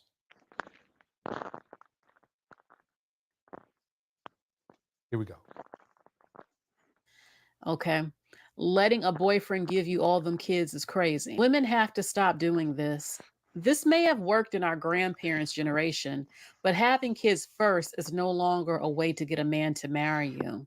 Yeah, and I wouldn't want to have to get pregnant to make you marry me. I want you to marry me because you love me. I want you to Bars. marry me because you know I'm the love of your life and you have chosen me. That's what I want, not desperation and let me get pregnant. Okay, I'm going to stop it right there because you need to go to her channel to see the rest if you like. This is Cerebral Talks TV. So if you want to watch the rest of her great commentary, absolutely jump in there. We're going to keep going because we got plenty to go. I'm going to save Pretty Black for another night. Not that one. People reacting to Cam. No.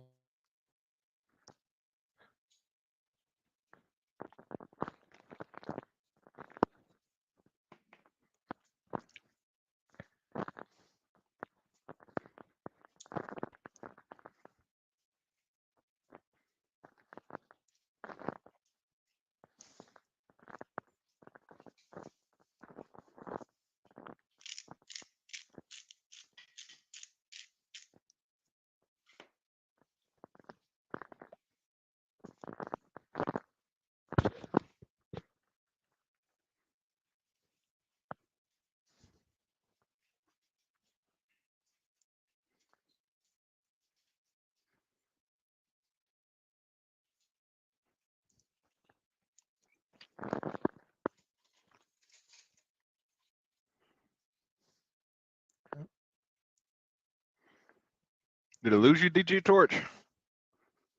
Uh-oh. Oh, man. I was about to start grubbing, man. I was about to start grubbing. Let DJ Torch. Oh, he's back. Okay.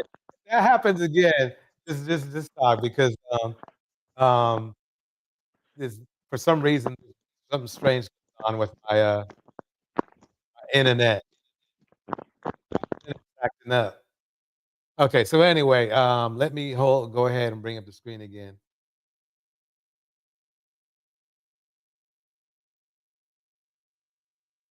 I mean, it's funny because that stuff it was rock solid for a while. So let's go ahead and listen to this. Oh, just by accident. And I said, this guy looks familiar. Pretty Black Magic. Figure. I've seen this dude. Oh, that's the rapper named Cam. He had a couple of hits out back in the 90s. Gang member turned rapper, now YouTuber like Willie D and all the rest, whose careers kind of fell off. So you just go to social media to keep your name out there in the spotlight. So this really caught my attention. Must watch. Our women have become our greatest ops. And of course, Farrakhan, cranking out that nonsense and that propaganda as usual. And this is why I never cared for the Nation of Islam, Christianity, and none of these, male-run religions, because they tell you to bow down, to worship a man, to get your ass whooped, to get mistreated, get used and abused, or better yet, sacrifice your life. And then they'll say, that was a good woman.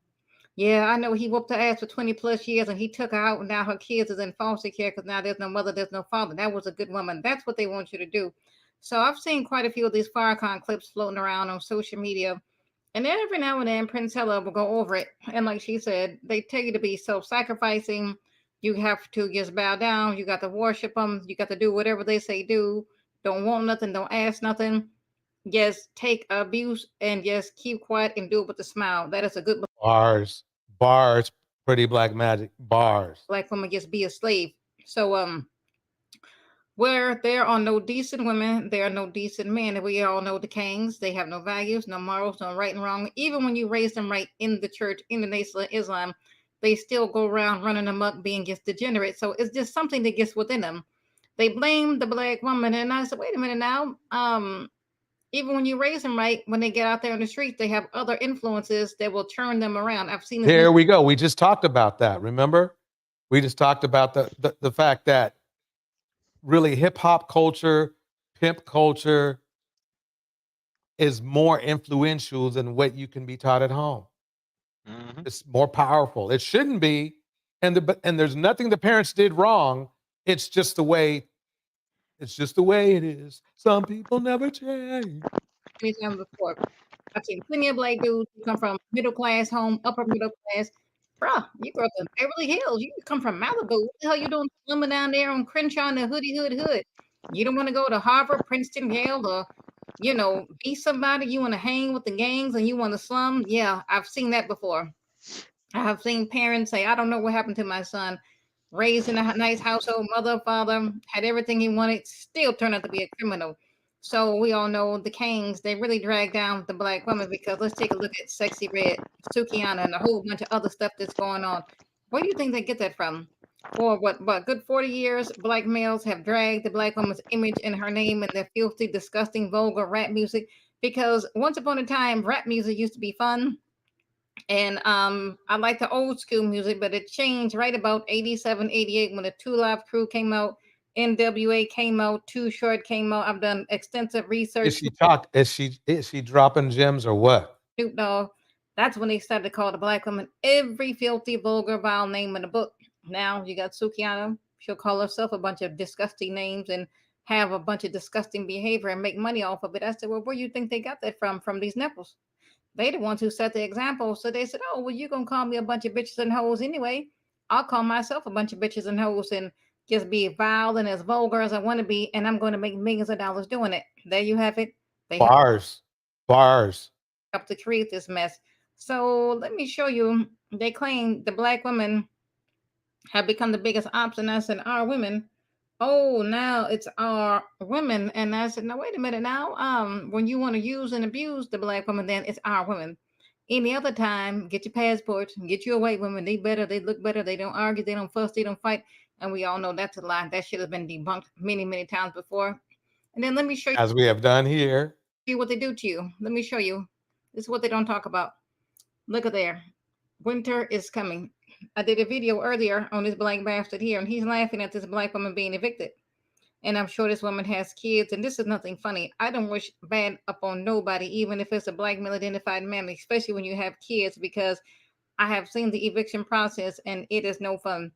I've been driving by before, and I've seen a woman sitting on the side of the road, furniture, everything out there, 3 or 4 kids, no man in sight. She just didn't have it. And I said, that's a damn shame.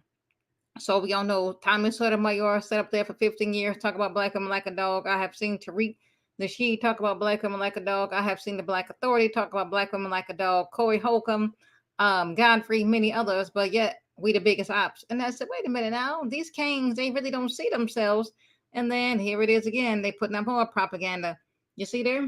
Game over, single mothers are in desperation mode. They want the whole world to look like all black women or single mothers. We're desperate. We're a bunch of bitches and whores and motherfuckers, and we have no values, no morals.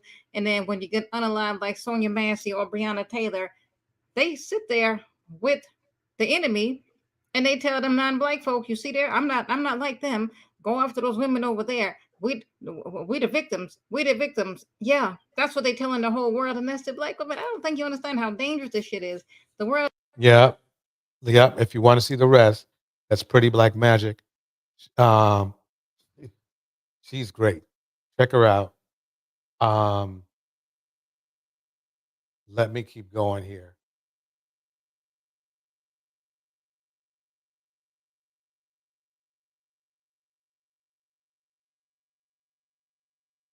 Okay, I think I was trying to play Cam's.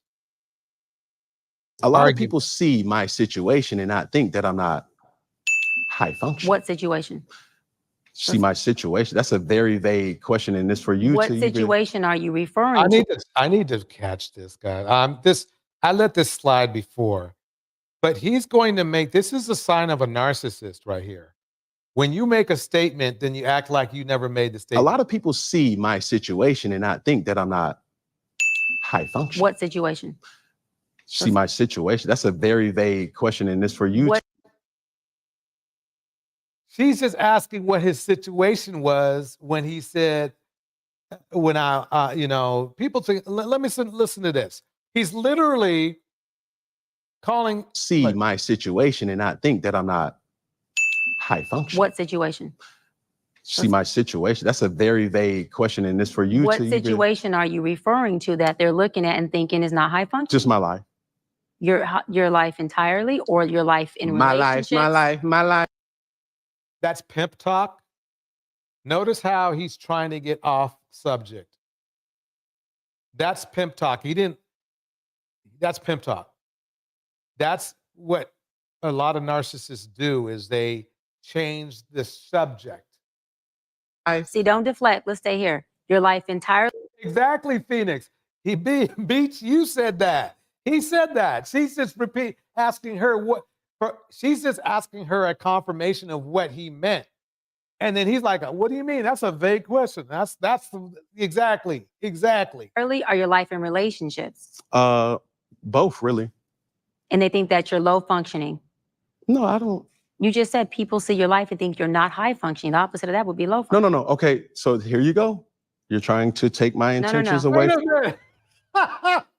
I know we already played this clip before in a couple videos back, but you have to notice, I guess I'm seeing something different. I'm seeing how this is how a narcissist, this is how they operate. Notice how he's literally, really, technically, he's arguing with himself. She's just bouncing off she's just really, quite honestly, she's literally just telling him what he said. Then he finds out how stupid it sounds, and that's why he gets this. It starts to reply like he's replying. Can I correct it? Yeah, go ahead. Or can I give you more? Yeah, some more information. Heck yeah. So, I'm not married, right? I think of knowledge, high value, broken book style. I have beautiful children. How many? 8. I didn't do my research. I thought it was 4, but 8. Okay. No, baby. Cool. It's By how 8. many women? 3. And this is the kicker. I want more. Now. By multiple women? What's the intent? I just want God about to your bring wife? them. Eat, pray, yoga in the house. Good seeing you. Eat, pray, yoga. I just want God to bring them. Oh, okay. And you have, so you just. Because my point is this. No, he knows it doesn't make sense. He knows it doesn't make sense, but he's saying it anyway. My desire to get married is lower than my fear of divorce. But has no problem putting kids all over the place, which to me is like, marriage is $90. Having a child per year A marriage, again, a marriage license is like $90. Let's round it off to a whole $100. Having a child per year cost you like $10,000 if you're cheap. DJ Torch, can you run back the last 15 seconds of what he just said? I just wanted to hear it one more time.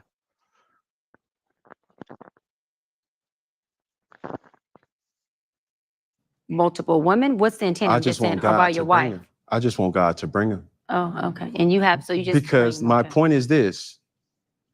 My desire to get married is lower than my fear of divorce. So, as you had said, Dr. Bryant, you said it, I didn't say it, I will agree. I'm just taking my time. My desire to get married is lower than the fear of my fear of divorce. Wait, I think it's the reverse. His desire to get married is lower than his fear of getting divorced. You're right. Yeah, Okay. that's what I wanted to make sure I heard him correctly. I'm having a hard time I'm sorry. I'm having a hard time processing what he said. Yeah, hey, a lot of people did. A lot of people. I mean, he sounds like a salesman right now. Drinking and driving is a decision that could pause that because that ruins the whole mix. Okay.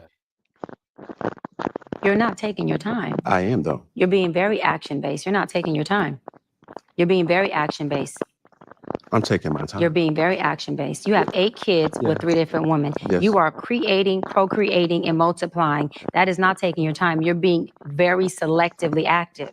Okay? So you're creating, in disclaimer, the kids are innocent. They are beautiful and amazing. Anything I say has nothing to do with them babies because I can't wait. Let me pause it right there because Metal Heart nailed it and really hard. She said, so why is he still looking? If you've seen his exes, they are fit, feminine, friendly, and submissives, and they're at least floating around 8 or 9. Wouldn't you agree, Darnell? Well, he said 4. He's got 8 kids by 4 different women. Right, 8 kids by 4 different women, right?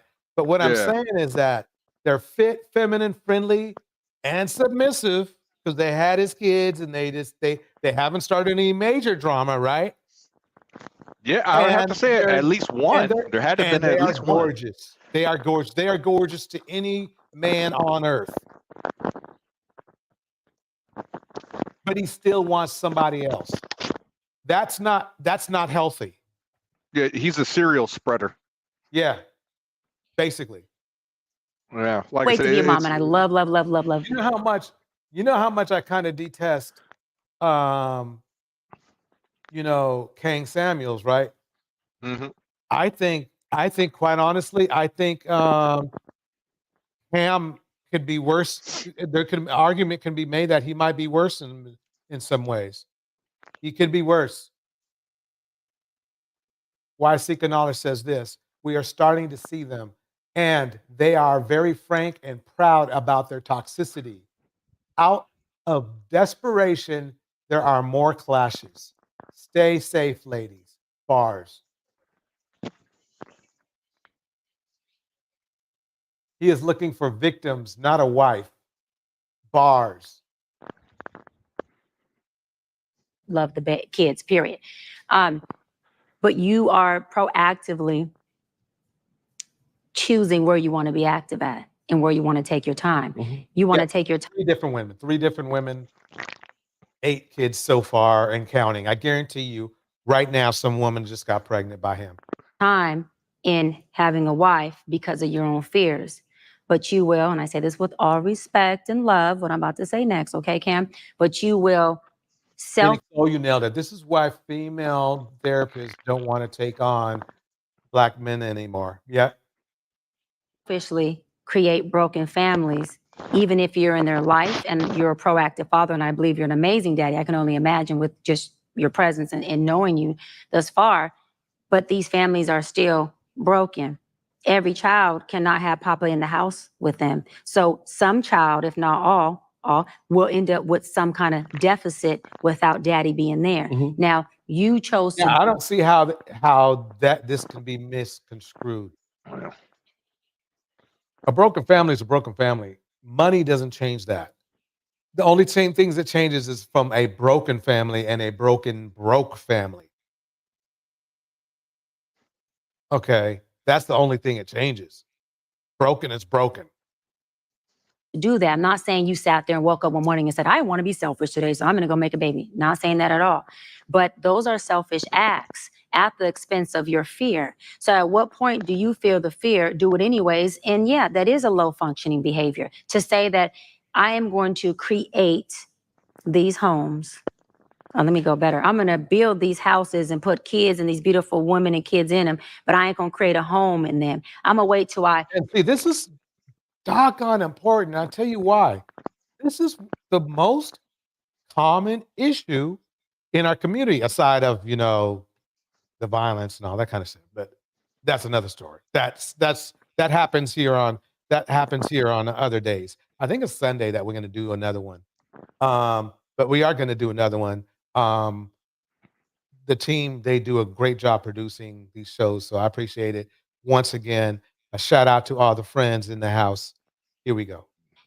Dissipate my fear to find a wife where I'm still going to be fearful with, because there's no such thing as not having some type of nerve or some... Y'all are having too much fun. They're getting a woman pregnant every 2.5 days. type of feeling behind marrying somebody who you're spending your life with. And then I'm going to build a home with her while all these other beautiful babies have houses. That's completely unfair and it's selfish. Just tell me when I can solve. Yeah, almost. That's completely unfair and that's selfish. And so, yes, you're taking your time. And this is the most important thing that can ever, I'm telling you, this is important. If this needs to sink into men right here. The key word is broken homes. In this department, but you're not taking your time in this department, which means you're compartmentalizing. And compartmentalizing never works. Compartmentalizing hurts everybody involved. Everybody who's in this box and that box and this box and that box and this box. And then here you go over here trying to figure out what box you're going to feed or entertain or do. Then you're looking outside to figure out who's your next victim to put in the box. It's unhealthy.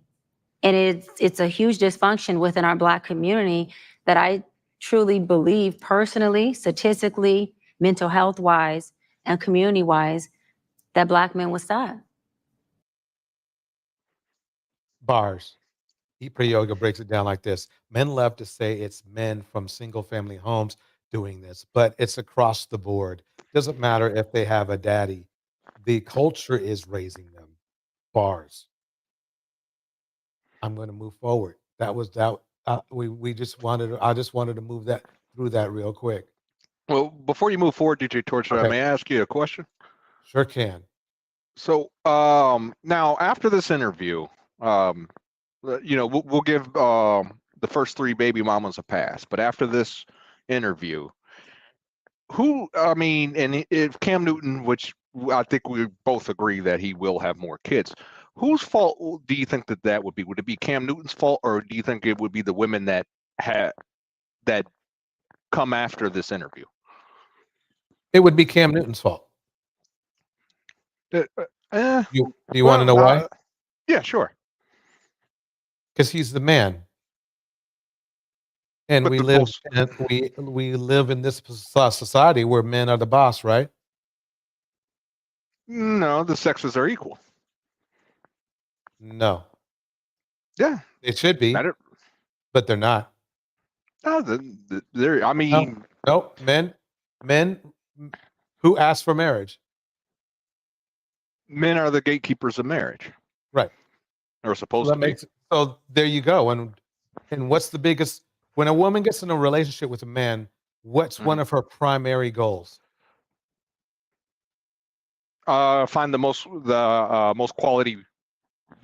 It's getting married. Quality man. It's getting married. Well, of course, but she don't just want to marry anybody. She wants to find the most quality man. Women don't get into a relationship to find somebody. They get into a relationship to get married. Okay. They might have a vetting process before that, but they're not going to get in a relationship to find out how somebody is. They're getting in a relationship because they're expecting it to go towards marriage. Deontay Grant in the house. Let me drop the link one more time, just in case anyone wants to come up. Remember, ladies and gentlemen, tomorrow is Ladies' Night. Ladies' Night tomorrow night. I'm gonna keep my mouth shut tomorrow night. I ain't saying shit tomorrow night because it's Ladies' Night tomorrow night. Oh, So, in that case, DJ Torch, tomorrow I identify as a woman tomorrow. my name is Darnisha tomorrow. Oh man, yeah, that's like. Oh, anyway, I gotta let that. Deontay says Cam is immature. He would still be in the NFL if he wasn't so childish. That's actually true. Yeah, I do have to agree. You know, he did. You know, I got to be honest with you, DJ Torch. At first, because I kind of felt sorry. I don't know if you remember. Well, actually, you probably do because you said you were a Cam Newton fan.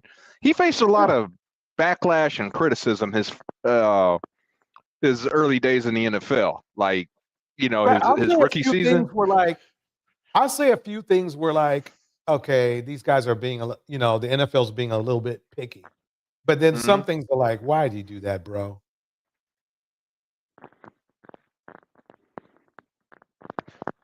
Why did he do?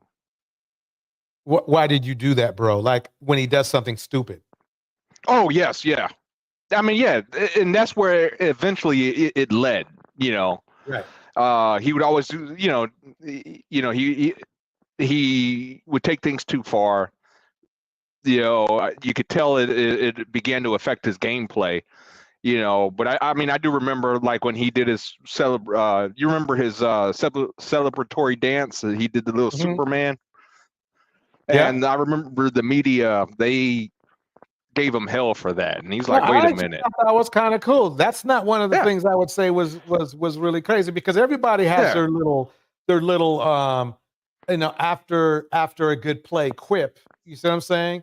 Even, so I'm not gonna, get on him for that, Oh no, and I'm not either though. The only thing I was saying was, there was this scene because he brought up the point about Aaron Rodgers at the time had his discount double check. No one said anything, And they did.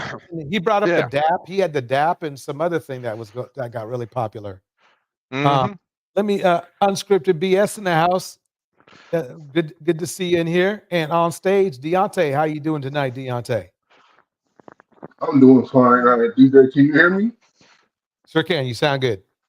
Okay. I just wanted to hop in real quick. I didn't realize you got on tonight. I remember seeing this clip last week. I think I was talking to my sister about it.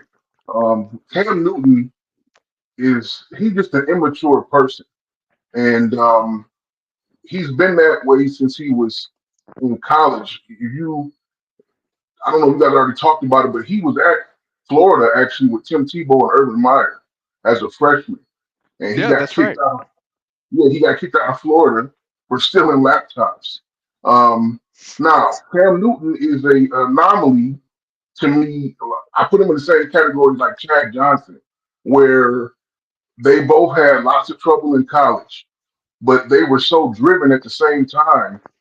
They were still because Cam's story on the football field is ridiculous. I mean, he got kicked out of college, then he went undefeated in junior college, won a national championship in junior college, then went to Auburn, went undefeated, won a national championship, became a first-round pick in the draft, and then became the rookie of the year. But his celebratory antics, the end zone celebrations are one thing, but him celebrating every little first down, every little he was doing too much. The quarterback is looked upon as higher than the other positions are. So I always thought that he was immature. When I saw the kids I think he had 5 children with one woman, and then the other children came from 2 other women. Yeah. But he doesn't understand. It's like that same thing with Nick Cannon and Future and all of these guys who are having. Speaking of Chad Johnson too, I think he got 10 kids. When you have all, it doesn't matter how much money you have. If you are not in the home with the children, then you are creating broken homes. Like you creating broken homes for kids who can walk around in Jordans all day instead of like beat up shoes, but they still don't have that father there with them every day. So that's a huge issue. Yeah. Well, I mean, and you're right. You know, he's very immature. But the only thing, and I'll ask you to sir the same question, you know, that I asked DJ Torch is, at this point now, whose fault would it be? Would it be Cam Newton's fault or the women that followed after this interview? Now you know the kind of person that he is. And this is where me and DJ Torch will start to disagree because first off, it's 50-50, but Cam already stated what it is. Cam knows what he wants. He wants more kids, whether he married or not, right? Every woman who knows this information, you know that this man has 8 kids with 3 different women, and he's willing to have more kids in or out of wedlock, and they decide to become baby mom number 4 and give him child number 9. They know what they're doing. They're not being manipulated or tricked in any way. Okay, like they know what they're signing up for. I mean, I have to agree with you on that. You know exactly. You know what? It would be no different than if you or I were to try to date a stripper. You know, we know exactly what we're signing up for. I mean, I don't know how old you are, but I'm 37. I'm 36. So y'all gonna team up on me? Is that what's going on?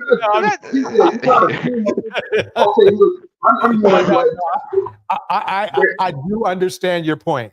I do understand your point.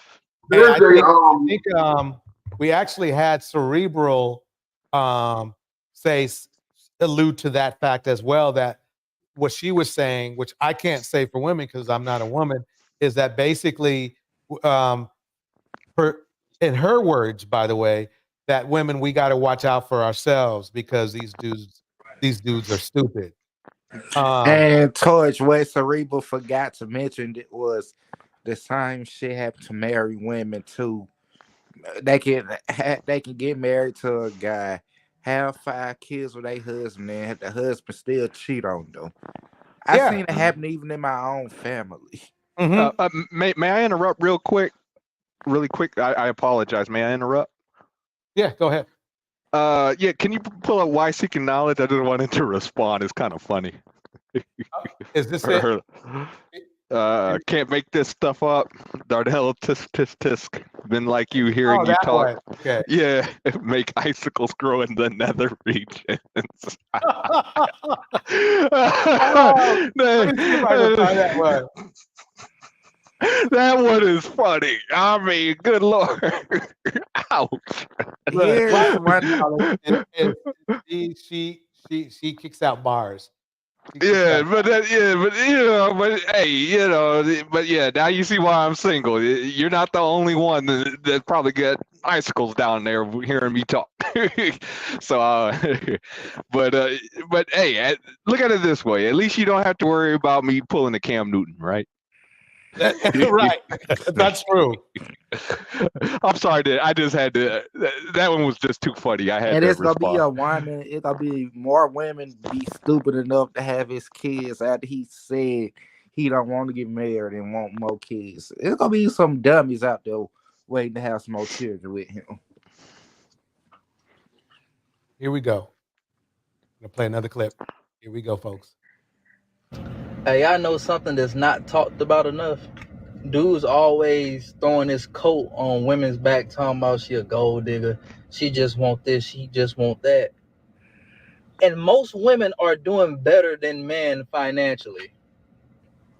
Like, it's not a secret. Most women are good financially. They got a cool job or a career.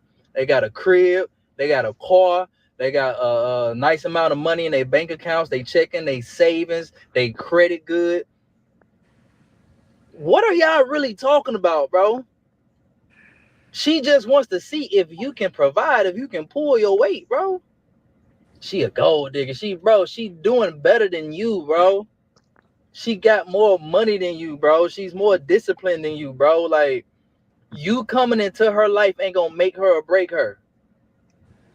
It might take her energy. That's the most you're gonna do, stress her the fuck out. But women are doing way better than men. So stop all this gold digging narrative shit, bro. What do you guys think? He right to his extent, but you got to think about it. Women were supposed to be raised to be hypergamous.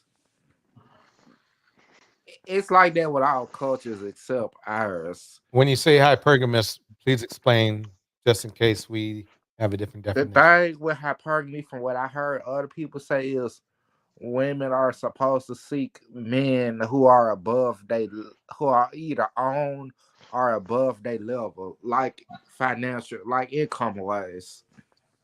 Well, like when you had the days of arranged marriages, that's how it always was. Is if we were father, well, DJ Torch, you're a father. You know, just think back, if we were still in the days of arranged marriages, you would probably weed out the guys that can't take care of your daughter.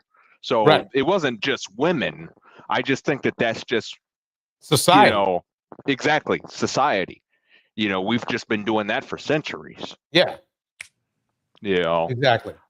But the very interesting point about that video, and that's why I brought up, and that's why I asked you gentlemen about the question, you know, about whose fault it would be. Would it be Cam Newton or the women's fault? Because he said it's something interesting. I say it'll be both. And I agree with that. You know, definitely both. Again, it takes two to do the tango.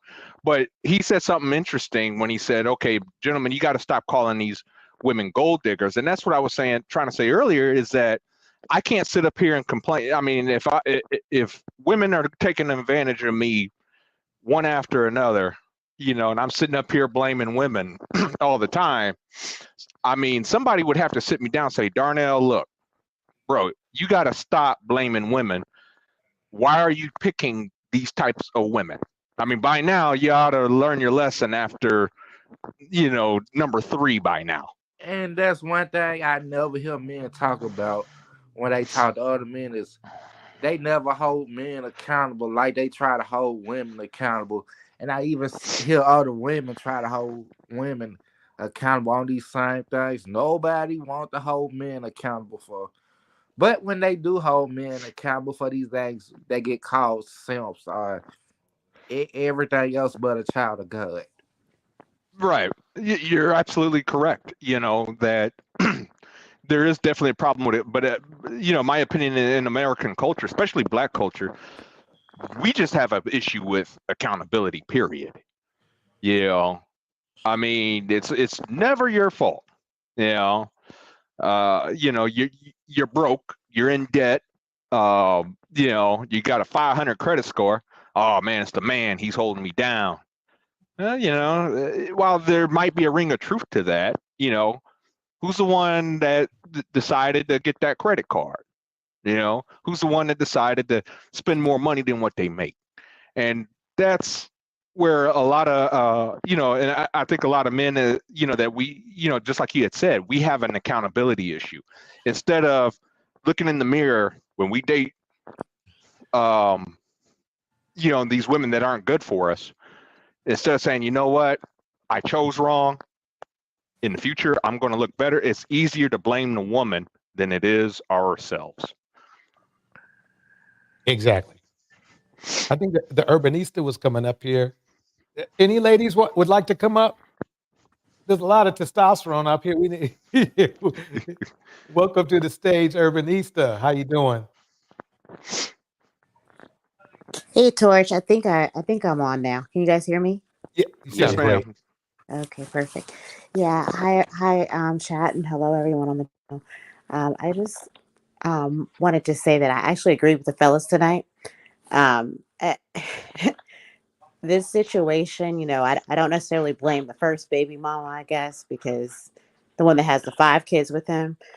But anyone else who gets pregnant by this man, I'm looking at you sideways at this point, because this is absolutely ridiculous.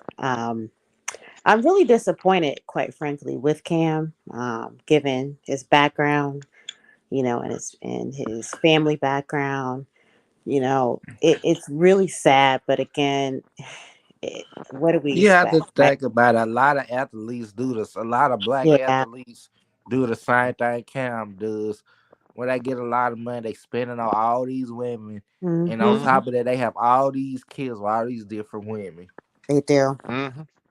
They do, and it's a shame, and it's sad that these are the kind of men that get exalted in our community versus men like LeBron James, right?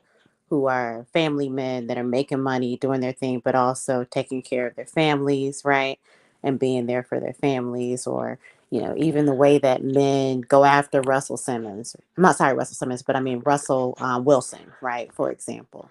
Like it's just so sad. The people that people go up for. But what I will say though is what I've noticed about the fellas, when I've looked at some of these blogs about the recent development with Cam and with Nick Cannon, is I've seen a lot of black men come out, particularly a lot of black men that are married, and they're denouncing this behavior.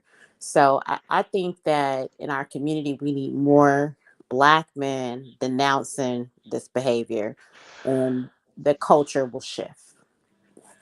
And I'm actually glad that it's a lot of black married men and black men in general holding Cam accountable, because those be the. And we need to see more of that than just shaming the women when it go both ways. Men and women, everybody, we make bad decisions at times. Yep. Absolutely. And we gotta, and the thing is though, we just all have to put on our big boy or big girl pants and say, hey, I made a mistake,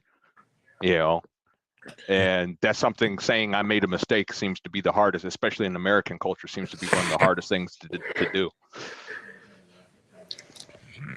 Very true. I'm going to play a clip that has to do with Judge Greg Mathis. Here we go. Oh my. Here we go. There's breaking news about another Hollywood divorce. Come in over here, my beautiful wife. After 39 years, Judge Greg Mathis and wife Linda are calling it quits. You have to understand that marriage and love is give and take. OMG, Wendy Williams is back, and she's spilling some major tea on one of the latest Hollywood divorces. Fresh out of treatment and back on screen, Wendy is picking up right where she left off, dishing out the dirt, and this time it's about none other than Greg Mathis. If you thought their old beef was over, think again. Y'all remember when Wendy once called out Greg Mathis, accusing him of being a druggie and questioning his honor? At that time, Greg fired back, defending himself and denying everything. That might not be true, according to you, about this woman that allegedly you slept with. You allegedly got her pregnant. Let me draw up the skeleton, Judge, and then you fill in the meat. Talk about fueling your Jesus, stuff. not You, Wendy. on the other hand, have admitted to being addicted to cocaine. Absolutely. Secondly, you continue to show symptoms of your addiction. Okay. Lastly, What are those symptoms? Tell me. These nasal passages you keep coughing up. And I did aspirin. This eternal cold that you continue to have. Yes, that you can't have to come to work because every other week, and now you even stupid so low as to blame it on your baby, your newborn. How low can you get? That's about as low as you can get to blame your child for your addiction. Because I think we all know about the situation, right? I mean, really not about Wendy Williams and Greg Mathis, but Greg Mathis and his wife. I would love to get some input on what you guys think about his situation. I've been hearing the public offender talk about Judge Mathis. Oops, I didn't want to name drop there, but Oh, no problem, no problem. Hey, I like his channel too. Vanessa just came to the stage. Like to welcome everybody. Welcome Vanessa to the stage, and I want another welcome for Urbanista to the stage. How you doing tonight, Vanessa? Hi. So, what are your thoughts? Honestly, I don't have any right now because I was trying to log in and everything. Oh, okay. So you didn't see that. Oh, okay. So you probably, yeah. The Greg Mathis. Well, have you heard about the Greg Mathis situation? Yeah, Okay. I think he's crying because she can just take him for everything he got. I don't Oh, think he cares if she divorces him. I think he just doesn't want her to run him dry. I think the thing is that she's been with him for 39 years. That doesn't speak of, oh, I think I want to leave now. That speaks more to me that she got tired of something. Oh yeah, he did say she was like fourth place because he listed all the things that he was worried about, and then he said his marriage or his wife.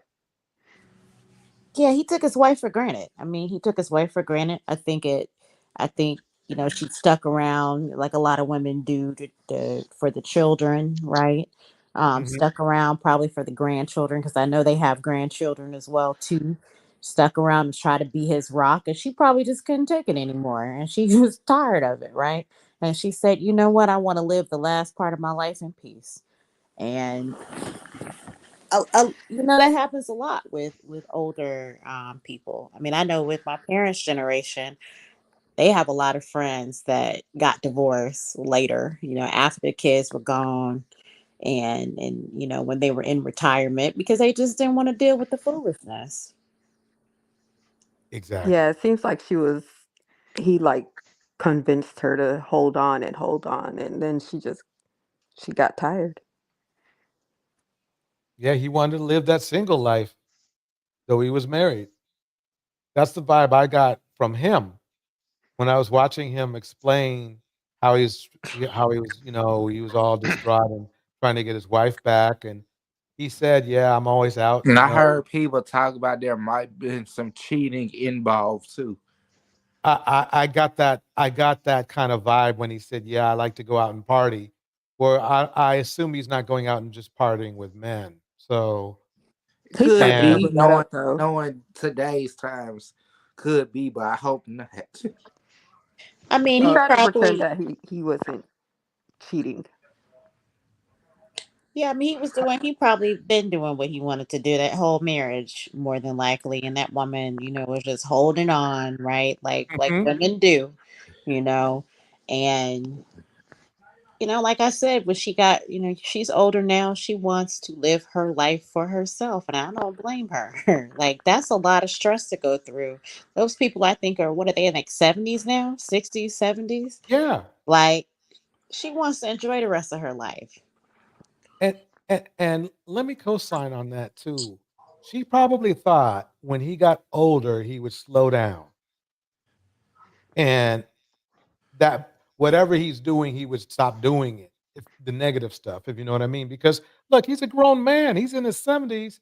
He ain't supposed to be, flying around, going to parties, ignoring his family. He must have a large family because, he's got grandchildren. Yep. Yep. They had a show, remember? They had a show that was on. I don't know if it was on for like one season or what, but yeah, I mean, you're right. They have grandchildren. Your kids are grown. This man should not be in the streets like this at this point. Exactly. Boom.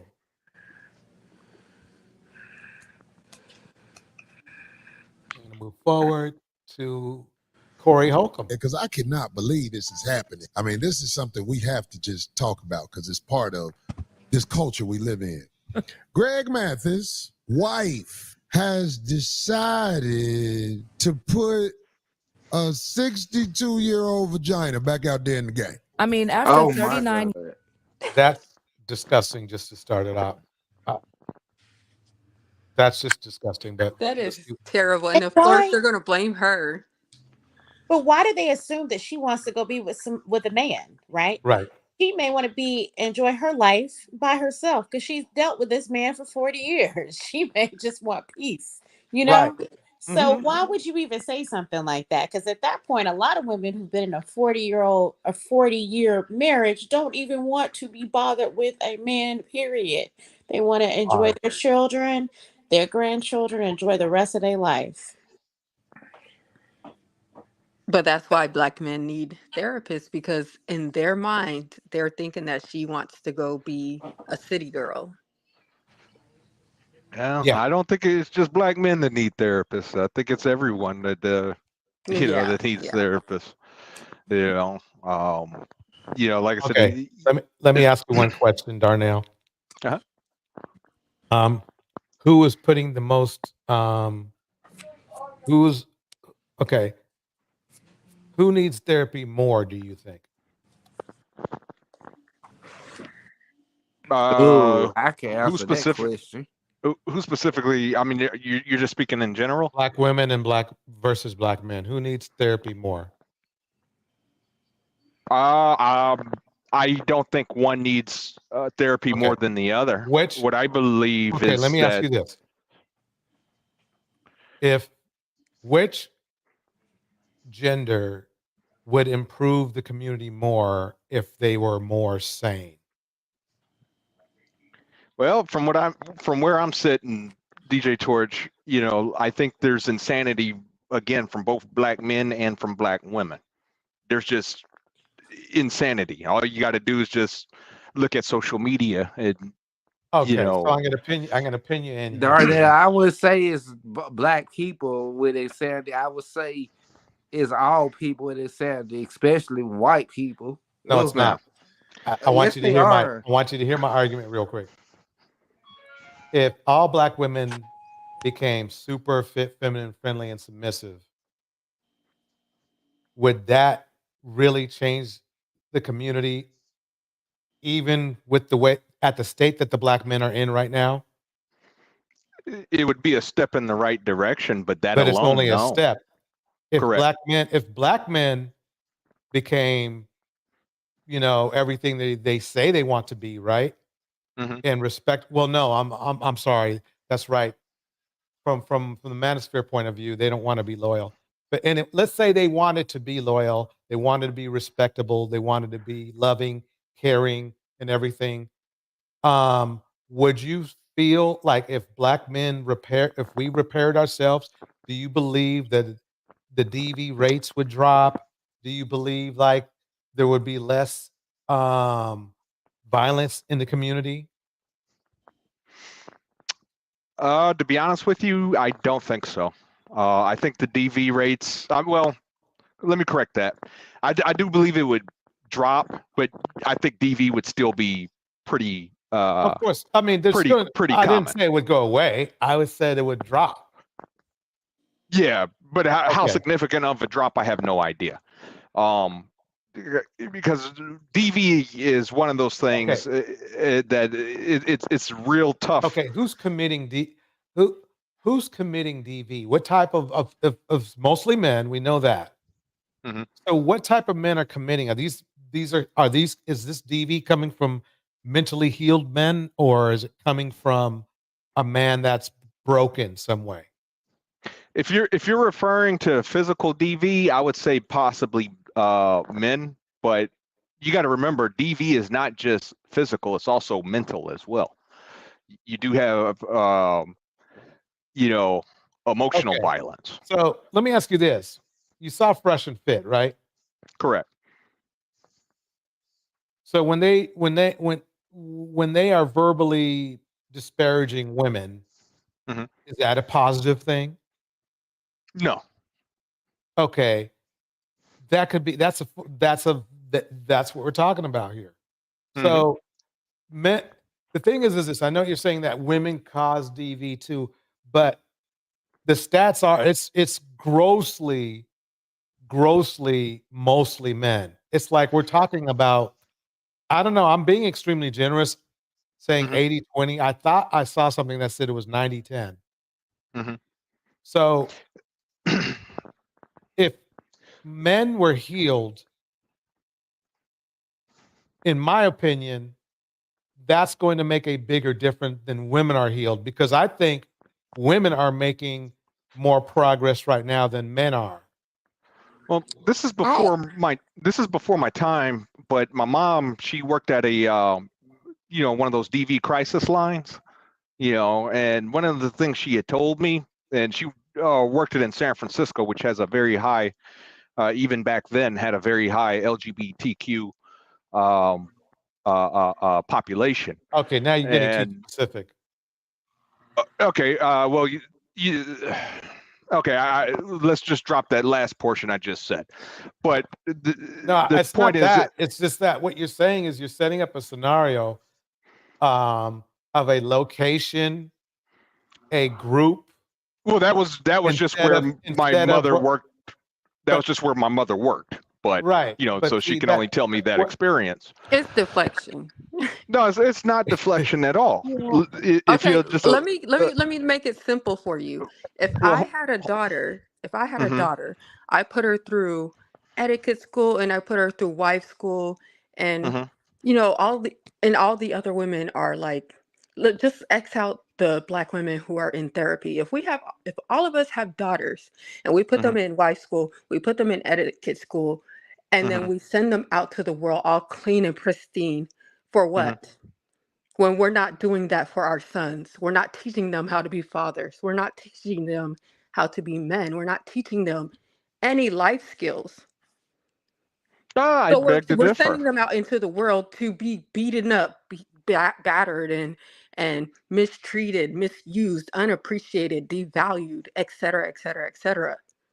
Well, I beg to differ, but and I'll just make And I'm the not point. saying that's all boys, the all point. men, but The especially as a teacher, I see it a lot.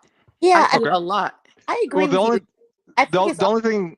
Wait, let Urbanista speak. No, I was going to say she had a great point, and I agree with what she's saying, because I think the difference that a lot of men don't think about is men oftentimes compartmentalize women. So, men will run through women at a certain point in their lives because they may not necessarily be interested in someone who's going to be a wife, right? So to her point, they will totally, use the girls that are nice girls, right? And not and have they'll run through them, right? And then they'll turn around when they're in their 30s or whatever, and then they'll say, oh, I want a wife. I need to find a wife, after going through several, to her point, of nice young ladies, right? Because they were just looking for sexual access, right? So they didn't really care if it was a nice young lady or not. And I think that men don't often recognize that in these conversations, because you guys do run into a lot of good women. And just like how a lot of men will say, oh, well, the girls don't want the good guys, they want the bad guys, right? Well, here's what happens when you're young. You just fall in love with who likes you, right? And so people are running through women, focusing on, like what we just talked about with Cam and all these other basketball players and football players and these different men, right? Like, they're running through women left and right. Like DJ George said, these are some beautiful girls that he's impregnating, right? And not marrying, right? So these are beautiful girls that are probably nice girls that another guy, had he ran into her and valued her, right, could have, that could have been a great situation for him. So I think part of what's going on is the devaluing, to her point, of women. So it's almost like, well, what is the point? And putting all of this into our young ladies, right? When, these girls are not going to be valued by these men. So it's almost like, well, we should tell these girls, focus on school, focus on yourself, right? Because you're going to be devalued by these guys. And that's kind of the point, I think, that she's talking about. And I agree with her. I think she kind of hit the nail on the head. Yeah. Like, I mean, even the men, like the two parent households, the fathers, especially if they have too much, not enough free time, they neglect their sons. And then even when they don't neglect their sons, they're teaching them take it like a man. Boys don't cry. Da da da da da. Boys can't play with dolls. Like some boys, they love playing Society with teaches dolls. that as well. Society Yeah. teaches that as well. Like I said, I mean, being just growing up as a young man myself, like I said, you just, society will let you know, like other boys, they catch you playing with dolls, they will pick on you. You're going to get picked on. So it's not necessarily just that. It's just, again, it's just society. It's just how society teaches us. A man is not supposed is not supposed to cry. A man is not supposed to. He's supposed to be a man and just like you said, just deal with it. Yeah, but you guys though have the power to change society though. So, it just takes like little things, right? So, admitting like, hey, there's something wrong with what we just talked about, what Cam Newton is doing, right? Like this isn't okay. Let's shame this person. Like that is how society works and how you create society and create how people think about things. There was a point where Black people, that was not acceptable behavior for Black people, right? It was not acceptable for Black men to just run through women, right, and be pimps, right? Like I can remember my grandfather's generation, a pimp was looked down upon, right, in society, and now it is glorified, right? So you guys have the power. You guys have the power right now. I disagree on that one, especially when you watch some of the blaxploitation films of the Well, 70s. I may be a little older than you. I'm in my early 40s, and my grandfather would have been in his 90s at this point. So, yeah, my father would have been a part of Black exploitation society. So I'm talking about like those men that were part of World War II, and and that's who I'm saying. I'm saying my grandfather would have looked, and I know because my grandfather used to talk about that, right? They looked down upon that behavior. They were the kind of men that felt like Black men taking care of their families. And I'm not saying those Black men weren't violent, because some of those Black men were. But what I'm saying is the behavior around being a pimp, right? And that type of behavior was not acceptable in that generation. That Black exploitation stuff came about during the 70s and the 60s. That's what I'm saying. Okay, fair enough. So we have the power to shift the culture, because we've shifted the culture several times, but we don't do it. That's the point. That's what we're saying. Like Black men could say, hey, we want to be the Russell Wilson, right? Like Future is unacceptable, right? But they're not doing that. Well, I beg to differ. Just right now on this panel, you have 4 men that have all come out and said what Cam Newton is doing is wrong. So you have 4 men on this panel and there are other men out there that have said, hey, man, this ain't the way, about Cam Newton's situation here. So you do see that, but yet society is still worshiping what Cam Newton does. And it's not even just Cam Newton. Cam Newton is just one. I mean, you name all the rappers of the 90s doing all the same. I think DJ Torch earlier mentioned Uncle Luke. Yeah. He was big on that. I'm not going to name the songs, but we all know we're all the same age. We know his type of music. And my point is that unfortunately you just can't change. There are a lot of things that it reminds me of a song. I'd love to change the world, but there's nothing that I can do. You know what I mean? Society is just going to worship whatever it sees, and for whatever reason, Black culture seems to want to worship what is bad. Or you remember that movie is about that man, I forget the name of that movie, but it was that coach that he was back in the 60s or the 50s or 60s when he coached Black kids in college, and he was the first one to give Blacks a chance in college basketball. Glory Road, I think the name of the movie was.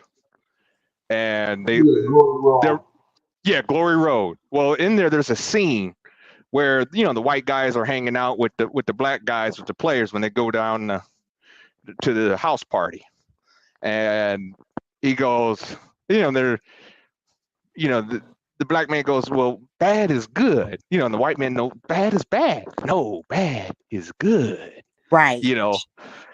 For whatever reason, we just have that mentality. I think of that movie, we just have that mentality in our minds that bad is good for some odd reason.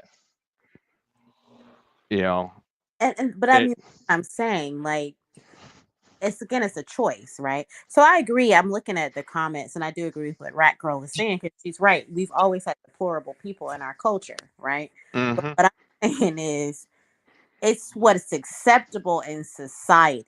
You see what I'm saying? And what people in society look upon as, oh, this is a good thing. Oh, no, this is how you should live, right?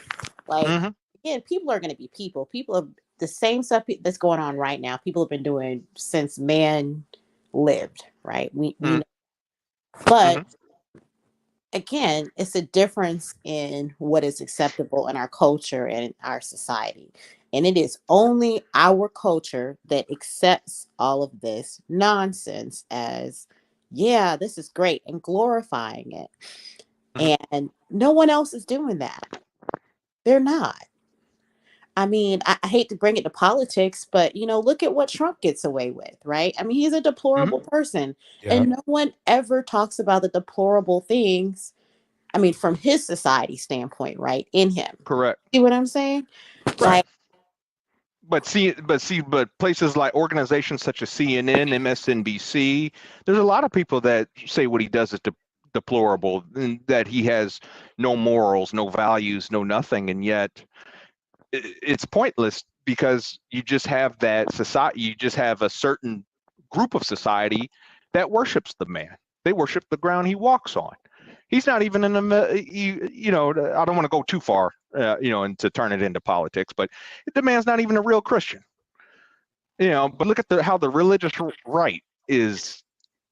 He can do no wrong, even in the religious right, even though the man commits infidelity.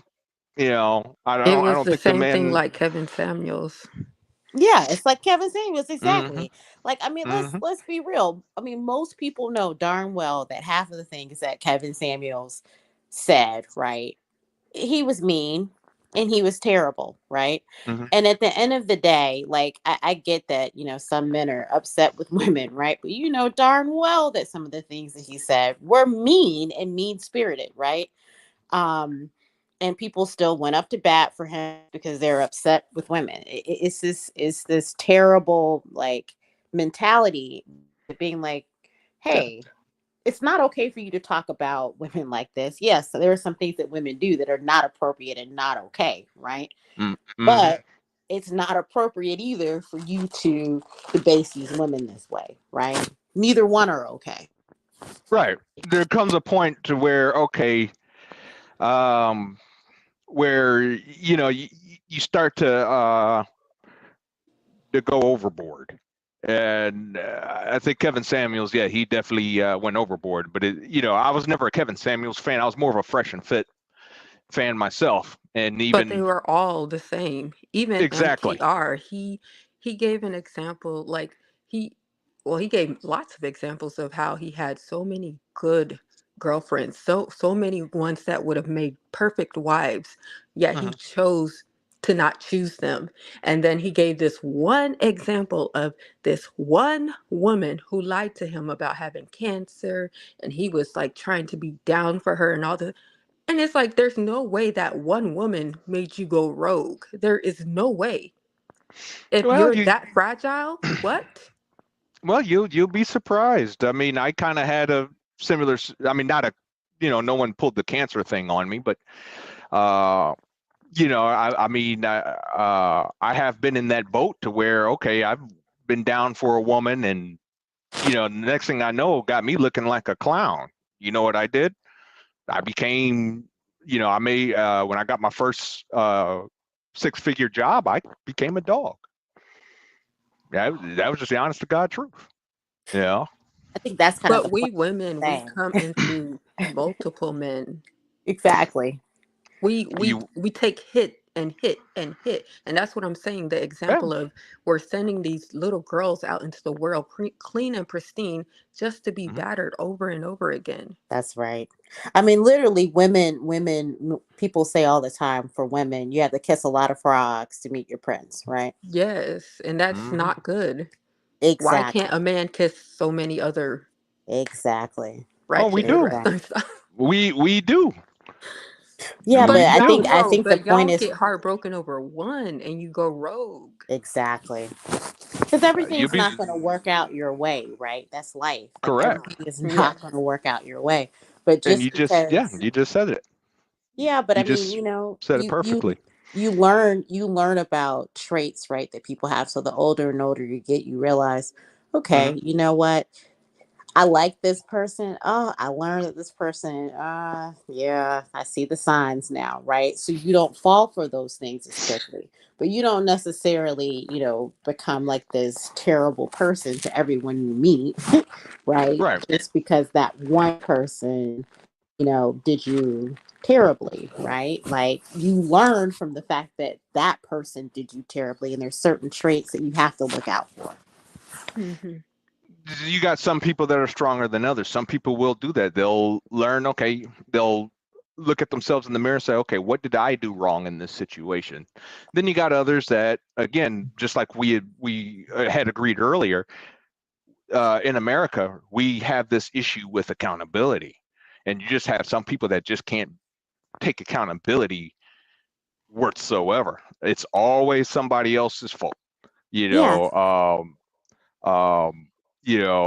Like I said, and that, that's what kind of just a little bit of that happened to me a little bit, to where, okay, I was blaming, women for how I was treated. And so guess what? I became the villain, there's actually an effect. I think it's called the Lombardo effect is what I believe it's called. You either, and it states that no one is inherently good or evil. It's just something, you have a force, or you have a catalyst, I should say, that define that somewhat, that kind of defines who you become. You're either going to become an evil person. If you're a weak person, you're going to become downright evil. You're going to make sure that whatever pain you feel, you're going to put that pain on others, or you're going to learn from it and you're going to be a stronger person. But a lot of times people choose the latter, the precursor, and they become the evil person. It's basically, you live long enough to see yourself become the villain. Yeah, but that's why, what Torch said about therapy, right? Like if you go to therapy, it helps you with finding the tools to make you a better person. So again, we all go through adversity in life that could turn us into a negative person, that could make us the type of person that we don't reflect on our life and we're unaccountable, right? But therapy helps us become a better person and gives us the tools. And that's why it's so helpful, for all of us, not just, men. I mean, I am someone who, has a regular appointment with my therapist. And if I did not go through therapy, and I've been going to a therapist for several years at this point. I started going to a therapist in my 20s, and it has helped me become a better person. And a more reflective person and a more accountable person. So, we have the tools. Like we need to be using those tools, not, doing terrible things to people, right? Because we don't have the tools to process our own issues.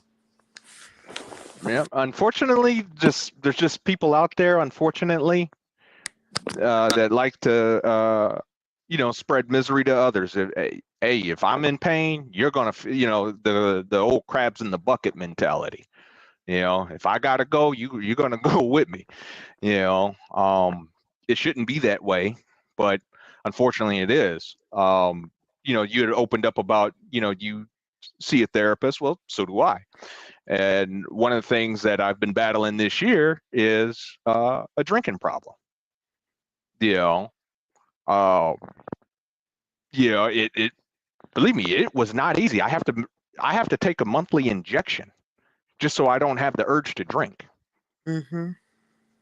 I mean, that injection is painful. Let me tell you. I mean, I don't even want to do it, you know, but I would rather take that injection than, you know, to continue to let another substance control me. Unfortunately, you have weak-minded, again, you know, you have weak-minded people out there, you know, that, you know, and it sucks that I have to rely on an injection to keep a substance from having control over me. But, you know, some people need more help than others. You know, but at the same time, I know people that have had drinking problems and they're able to just stop. They don't need no medication, no therapy, no nothing. They just, you know what? This doesn't do anything for me.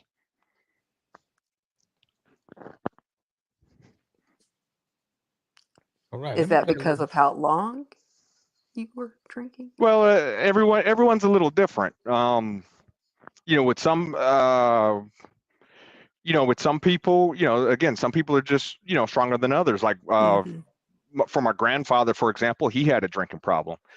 And he told me he was able to quit. Now, granted, it took a visit to the ER. He according to him, he was nearly about to die, and you know, he was in the ER.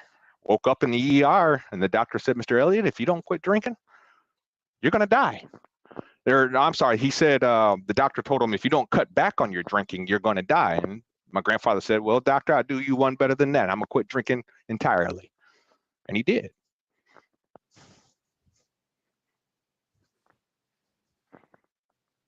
Yeah, the effect of alcohol is. Mm-hmm. It can But be crazy. yeah, but it's easier to bury your head in the sand than it is to, you know, face reality and say, you know what, I made a mistake. Mm-hmm. It's real easy to do that. You know, you just see, especially, you know, with American society, like just look at how we you know, you ever notice that here in America, like nothing is ever our fault? Like you notice every time somebody sues somebody, you know, like I could think of most famous alleged lawsuit, supposedly coffee, McDonald's with coffee. You ever wonder, see the words caution, contents may be hot on a cup of coffee? Yeah, Maybe. yeah, but you know why that's there? Yeah, because I think it was like an old lady who sued them. Yep, She an old burned her woman. lips. Yeah, say I didn't know it was hot. Or just like the people who try to go in the grocery store and slip on some oil or water. Yep, just like the movie Don't Be a Menace. We can sit out of court now for $20. You know, but yeah, you know, unfortunately that's just reality. Like we know, common sense should tell you a cup of coffee is hot, sip it slow. You know? Yeah. Let me play a little yeah. bit more of this right here. Yeah.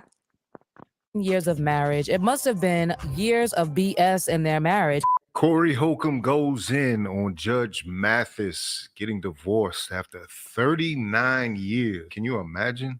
Just think about that. Your wife just decides one day to get up and go. Because I cannot believe this is happening.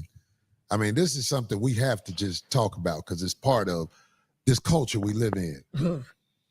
Greg Mathis.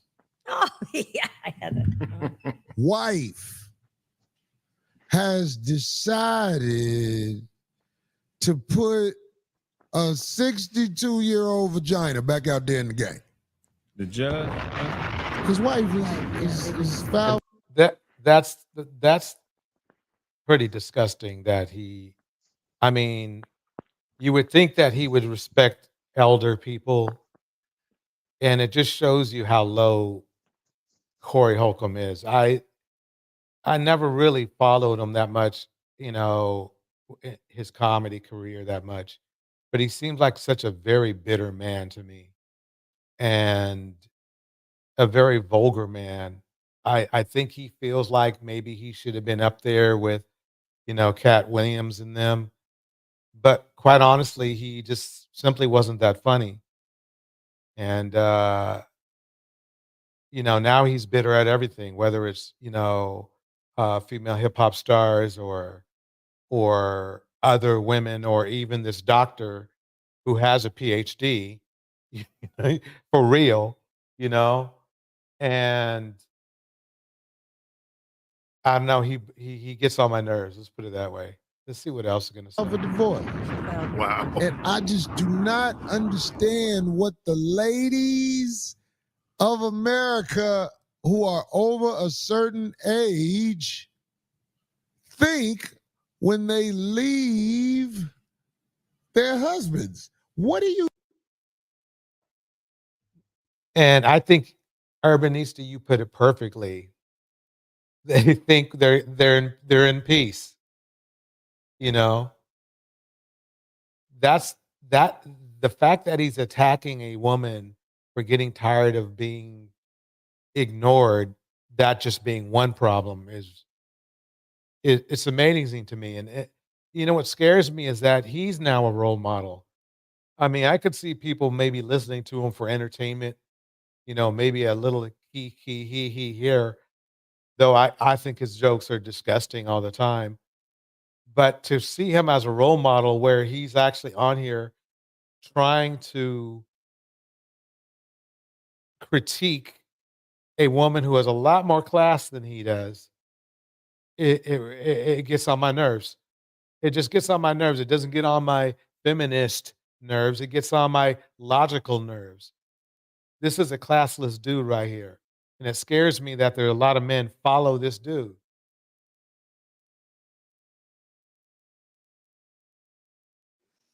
you Well, think it's is just in like this world for you? oh, I'm sorry. Oh, no, I was no, just go going to for it. say Go for it. quickly, this is just again their mentality, their warped mentality. They think that women are supposed to stay down no matter what. But if it was the other way around, a man would be gone. Right. And it's funny because you never hear the other cultures doing it at this flavor, at this level. Hazel says he's a disgusting idiot and should be ashamed of himself. Yeah, yeah, he should be. He should be. I'm gonna play a little bit more, but I can't stand him much longer. I'm gonna just say 50 plus. I'm gonna just say 50 plus. 50 plus leaving your husband. What do you think in this world for you besides fake tits and ass and dick from strangers? I guess he missed the part where the judge admitted that he had been ignoring his wife, and we know this had been going on for years. It's I I don't know. I think I've had this Corey Holcomb clip just pissed me off. I think it's time for me to get some sleep. Um, everyone, thank you so much for coming out tonight. I really appreciate it. Remember, tomorrow is ladies' night. Ladies' night tomorrow night. I'm gonna start the live and then let everybody panel up. And then I'm keeping my mouth shut. Y'all can talk about anything and everything. If you want me to pull up a clip, I'll pull up a clip. Um, but that's tomorrow night, right here at DJ Torch Live and Friends Network. Okay, so everyone, thank you again for coming out. Maybe I should kick a beat. Let me kick a beat. I'm gonna kick one of my own beats this time. Let me see. I didn't, and it wasn't me singing because I can't sing, but You know, let me kick it out. Here we go.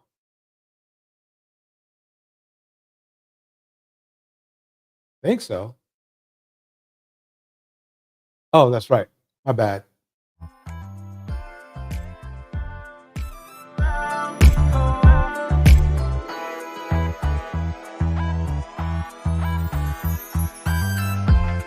All right, shout out all our panelists. Kettle Hart, Arnell, the Urbanista. Kevin was here for a minute. Deontay was here for a minute. I'd like to remind everybody, tomorrow, it's all about ladies' night. Tomorrow night. Night, Celine Seas. Celine Seas.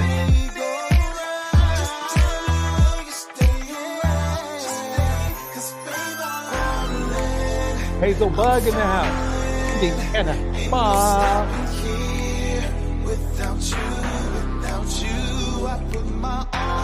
Rock Girl. Thank you, Rock Girl, for coming through. Setting out that great knowledge.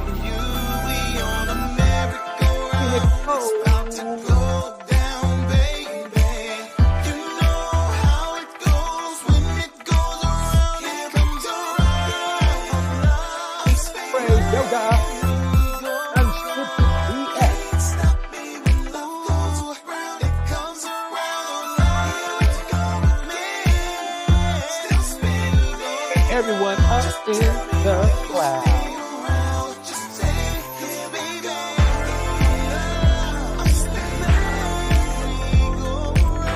Oh yeah, come in that door, a Negro.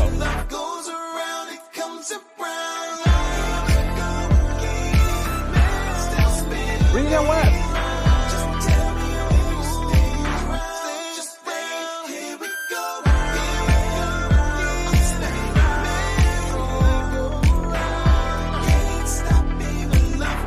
All right, everybody, have a good night.